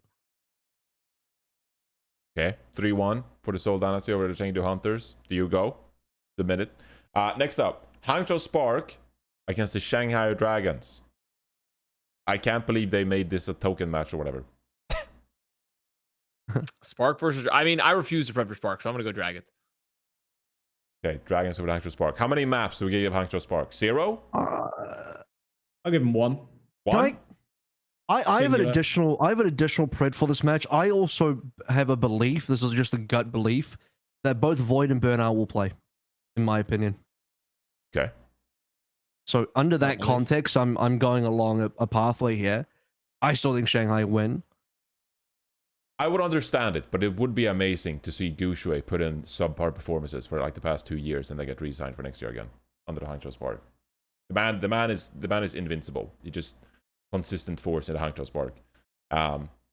We'll see. Yeah, maybe Bernard is a better choice here. As far as we put like Hangzhou last and stuff, like APAC teams, like even the 7th place team can be pretty dangerous. So it's like in any given meta. So I think even if Shanghai win this, I'm thinking it's only going to be like a 3-1. I think if Spark is smart enough to like try out Bernard and play more of a Zarya look, and then you know Alpha Yi and Shy can still do their normal stuff. Obviously, I don't trust the supports a lot, but I still think there's capability there for Spark to get a map. So to me, this is like a 3-1 Dragons. Okay, 3-1 Shanghai Dragons for Hangzhou Spark. Next up, Guangzhou Charge with their Zarya and Genji compositions takes on the Philadelphia Fusion. Who do we have in this one? Charge. Charge? How many maps? How many maps do we give the Charge? If they win? Yeah, I mean, if you submit the pick'ems, the pick and pairs are waiting. They want to submit the scoreline to maximize token points. If they were to win the match, they would have to have 3 maps. Wow, that's so accurate. Wow, Connor, that's crazy. No shot. A bit of intellectual dishonesty there for Connor. Waterboarded by Avast right now. I am so boomed. You're so stupid. You're so dumb. So dumb. What am I? He's asking how many maps does the Charge get? And I think he means the scoreline, bro. Come on now. Now the scoreline, that would be different. I would say maybe a 3-1. Holy shit, this is a disaster. I want to go last here. Overwatch, guys. Like a documentary. Just give me a Charge 3-2, bro. All right, Charge 3-2 over the Philadelphia Fusion. LA Gladiators takes on the London Spitfire. Oh wait, I didn't even do my pred yet. I was going to pred. I'm gonna go Philly 3-2 here. Yeah, right. Philly 3-2. There you go from the APAC extraordinary analyst. Andy. Even though Philly's at the bottom of rankings and Charge at the top, I have a take, and it's because Fury is a fucking god at the moment. On Zarya, Fury is actually nuts. He carried the shit out of Fusion. And also I just think M and 3 Zest have much higher highs than Choice A1 Jimmy. That's the truth. Mid of APAC is coin flip. And yeah, I think Fusion. If they back Fury, I think they take it over Charge, in my opinion. But it will be close. All right, there you go. All right. Moving on. The Los Angeles of the Gladiators takes on the London Spitfire. Glads. You all have the Glads of the London Spitfire? Oh. Yeah, Glads. I wish they picked a bit closer matches for this segment right here. I don't know. I did not select the token matches. All right, I'll have a stern talk with whoever selected the token matches to make sure they're more even next time around. I apologize for this inconvenience, listeners and watchers. But we all have the LA Gladiators. Probably like a 3-1, right? You know? Avril's trying to say that. What is Avril? What are you saying? I'm even thinking 3s. Am I underrating London? I don't know. I still think I still think Glad's a. Hey, no, I think a 3-0 is perfectly fine. I'm fine with a 3-0. Yeah. All right. I'm more than happy I'm fine with that. What about this one then? Atlanta Reign versus the San Francisco Shock. Now we're cooking. Now we're cooking, guys. We'll have Shock and fix their issues against the Reign. I'll go Reign. Atlanta Reign. This seems too obvious.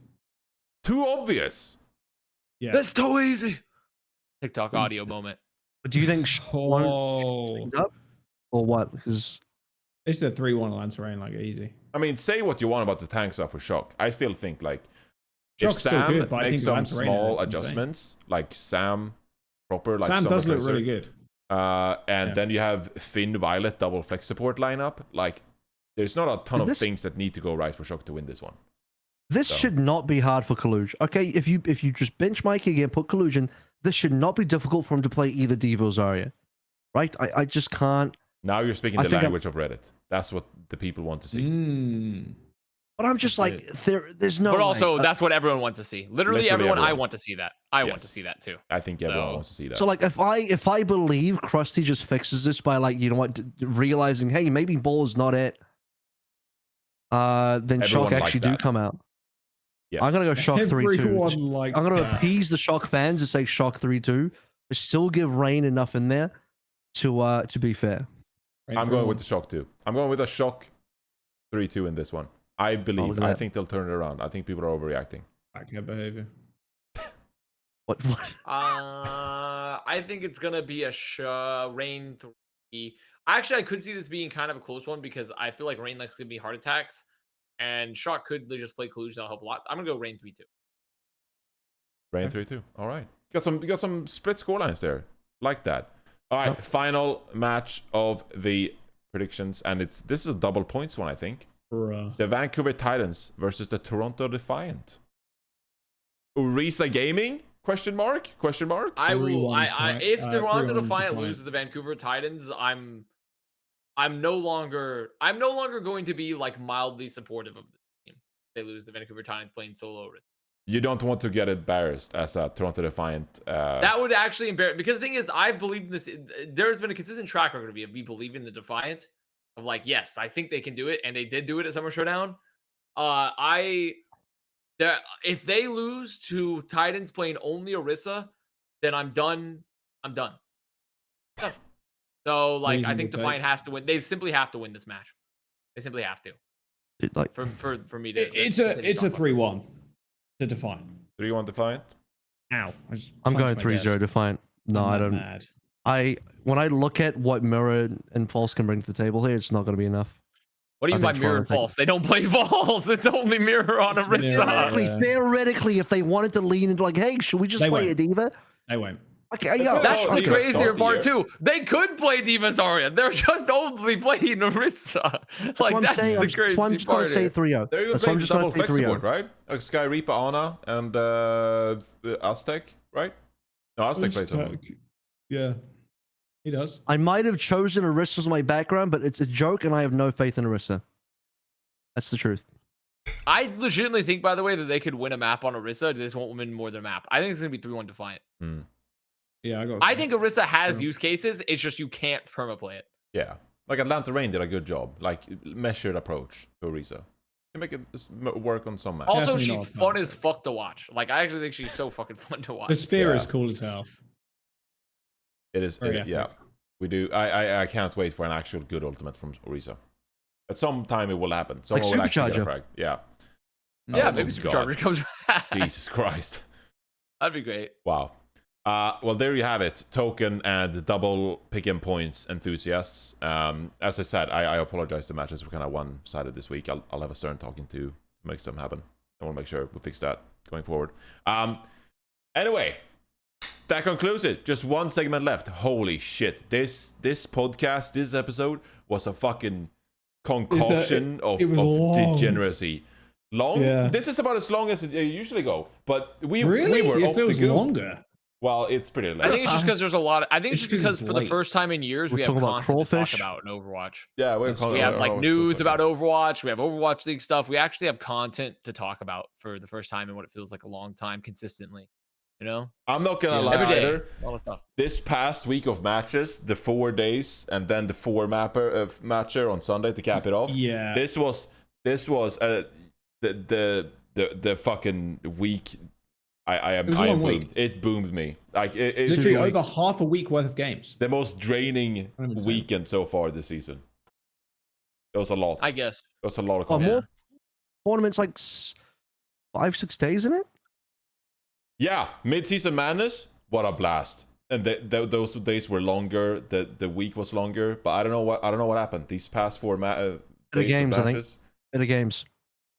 Yeah. Been good. Disagree. Maybe it was a commute. I don't know. Something booed me. I'll have to figure it out. Yeah. Brenn's player of the week. I don't have anything to say. Do we have any suggestions for Brent's player of the week? It doesn't have to be. I mean, it doesn't have to be an Overwatch League. I mean, the scientific community got to win. Yeah. What happened? They crashed a probe into an asteroid to see if we could deflect an asteroid from hitting Earth. Probe crashed into asteroid. That's actually really cool. They just wanted to see. They picked an asteroid that they had all the models of its orbit, and they smashed a probe to see if it'll change its orbit. And because if they do, then it's proof that we could theoretically deflect an asteroid from hitting Earth. Did it? Killing us all. Was it a success? Well, it's going to take literally months and years. The Dart spacecraft is no more. Yeah, it died. It died. Tragically, the spacecraft died. There's even footage of it. There's like a video of like watching it hit it. Yeah, it's like obviously you can't really tell it, but like it's like slowly you'll see as like it zooms closer to the asteroid and then it just like goes red. Oh, this is it just goes red. I hope it doesn't. Yeah, this is it. I apologize. You can just zoom it. You can just zoom. Space... Just click forward a bit because it takes but it might auto sound. So I apologize for audio listeners. Oh no, it didn't. All right, great. No, there's no sound. So just... yeah, you see, it's just it getting closer. Can't hear anything in space, Johnny. Oh, yeah. This is the cam from the. Yes, probe? This is the cam from the actual probe. So here is what it's crashing into. And then it's like. And then people it goes, it's crashing. Whoa! And then everyone's like, "Yeah, we did it. We crashed the spaceship. Pump the brakes, bro." And there it is. There it is. Dead. It's dead. It died. But we won't know for a long time because they have to it takes months and months of like measuring the asteroid's orbit afterwards to see if it actually moved the orbit. You know, when you die in COD, it goes red. So yeah, I think that's like a Bren player of the week worthy because like think about this: if this is successful, that means like if asteroids coming towards us, we won't actually all die. It was a success. That's good, right? Well, it's a success that they crashed it. Well, yeah, I guess it will take. I don't know if they've actually measured the data to show that it's changed the orbit yet, though. I think that's they just the success was that they crashed. The dinosaurs couldn't do 65 million years ago. True, dude. Dude, whoever wrote this is fucking having a blast.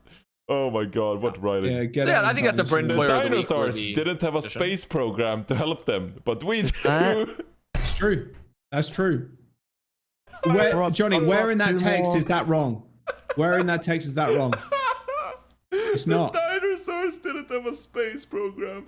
Fucking of course it didn't. There were dinosaurs. Dude, what the fuck? Johnny learns jokes. I'm gonna throw in 2 more names in the hat. Easyhan or Bree from Team 4 who got a promotion. Easyhan. Oh yeah, Bree actually. Yeah. That's fair. Those are both, those are more relevant to the Overwatch sphere. But what's more relevant to Overwatch than humanity staying alive of an Earth-ending asteroid? Right. That's true. We survived for this long, and Overwatch 2 is a week away. But I think both those are good shouts because Easyon did pop, and all while not getting a salary, and then on top of that, Bree is she's chill as well. She got a promo, so. What's the way in from the rest of the crew here? No one got married, so this is hard. Well, we've already covered all married people because for past, present, and future. Yeah. Bren already made the condition that like all marriages are covered forever for all time, so we don't have to cover it anymore. Yeah. Can't get an easy dub anymore. So Johnny, Johnny and Jaws, do you have any opinions? Any thoughts here? No. I like the asteroid. Sorry, I'm just reading more about this. We do expect it to fragment quite catastrophically. Thank you, guys. I'm learning more and more. Actually, I have a friend who actually works on like or is it like a tangentially friend, like distant friend, but they actually work on like kind of one of these like space programs. And apparently, space debris is fucking a huge problem. for everything involved in space. Yeah. So them just like slamming this thing into a rock is going to mean so much debris in space that could... No. This one won't, because this one's 68 million miles away. They're thinking you're thinking of the space debris that's in low Earth orbit, because we have all these crashed satellites and shit and all this stuff that's been broken up from tests. Like that's the one that everyone's concerned about, because if we have too much space shit up there, we literally won't be able to leave Earth anymore, because it will all kill all of our rockets as we try to leave. Yeah, it's crazy how it works as well. Like he gave me this example that like a single like paint chip could like poke a hole in like proper like amazing glass because of some weird reason. Like even though it's like very small, physically very small debris, it could make like a massive change in like breaking a rocket or like some internal glass or window or something. It's like it could have massive yeah. So space is interesting, guys. The more we learn. There we go. Yeah, who else? Bree got a promotion? Bree? Yes. Game producer now. Big pog, actually. Yeah. So do you have any thoughts you're going to weigh in for the Easy Han versus Dart versus... I don't get the Easy Han. I don't get the Easy Han one. What happened there? We don't give it to players. We don't give it to players. Well, let's hear Avil's reasoning, but I know what Avil's reasoning is. It's going to be Easy Han, pop the fuck off, all while not getting paid. So I know that's... I wasn't going to say the paid part, but I was going to say like he's just a very low-key player that people don't really give a lot of kudos or respect to. I will say Sky Reaper from the Vancouver Titans then. No. No. What is Sky Reaper not get paid? Dude, what time is it? It's like 8 p.m. at night and you've lost your mind. There's no way you're this No, boomer. it's a comparable example of a player who's underappreciated. He was on Vancouver Titans, got some playing time. Easy Han was on the Valiant. Vancouver win this week? It was a meme It's comparison. literally not the same, because Easy Han legit pounded. Sky Ripper got farmed playing he threw some good bionades. I don't know what you're talking about. Valiant he represented Europe. I don't know what he's talking. What are you talking about, John? You need to take like a melatonin tab. It's just been a lot recently, I've asked. All right, it's just been a lot. Like, give me an easy time over here, okay? An easy Han time. Yeah, an easy Han time. All right. I feel like we have to give it to the space drone. I'm just amazed here. Look, I think give it the space drone. No, I think Bree has gotten player of the week before, because I think when Bree initially joined Blizzard from the Overwatch League, I think. Okay, fine. Give it to Dart. Give it to Dart. Why is this the longest segment of the podcast? Come on, give it to the fucking Dart spacecraft, bro. Do we get executive decision has been made. It's been given to the NASA Dart spacecraft, which is no more. Rest in peace. Write in the comments, RIP NASA Dart. If you're it's kind of like Overwatch 1 if you think about it. It's gone. It's no more. Even Easy Han popping the fuck off is not enough to beat the NASA space program. I mean, is Easy Han going to save us from asteroid annihilation? If he hits all his shots like he did versus Fusion, then maybe. I mean, to be there, I think it's a legitimate shout out, but Johnny is mesmerized with the dart. So, you know, like the dart. Look, they even sat in the bottom down here, bro. I think Bren's play of the week should go to Killer, Avast, Old Crab. I think you should. I agree. Killer. Actually, he was more of a lobster than a crab, but you know, that's fair. I'll give you. I mean, that's fair. A lot of people he was so edgy and metal, he committed suicide. He killed himself. This is so sad. This is so for the sad. Sake of freedom, for the sake of freedom. That's the cost of freedom, fellas. Freedom ain't free. Freedom isn't free. Remember that. Remember next time, America. Freedom isn't free. Good podcast, well, Johnny, are you gonna end it out here? Thank you for watching Plat Chat Overwatch, episode 145 on this Wednesday. What an episode it's been. I'm gonna remember this one for a long time. Yeah. We'll see you actually next week. This is actually important, okay? No memes. So next week, I haven't told any of you guys this, so here you go, piece of information for you. Next week we will be releasing Plat Chat Overwatch and record it, do live stream on Monday instead. I think we'll do Monday 10 a.m. because on next Tuesday is of course going to be the Overwatch 2 release date. And I know that the game releases midday, so it's like 2 hours before, you know, or after Plat Chat typically goes live. But I think Monday is still probably the better day. The third. Like, get it the day before the release of Overwatch 2. So that way people can... So, well, we should just discuss this. Okay, because you're not gonna be able to do it on Monday. Okay, I see. This is probably why I should have brought it up in private before talking about it. Yeah, we'll do this later. We'll do this later. Next week, maybe it will be on Monday. Maybe it will be on Tuesday. Bye, everybody. Subscribe to the channel and you'll know. We're out.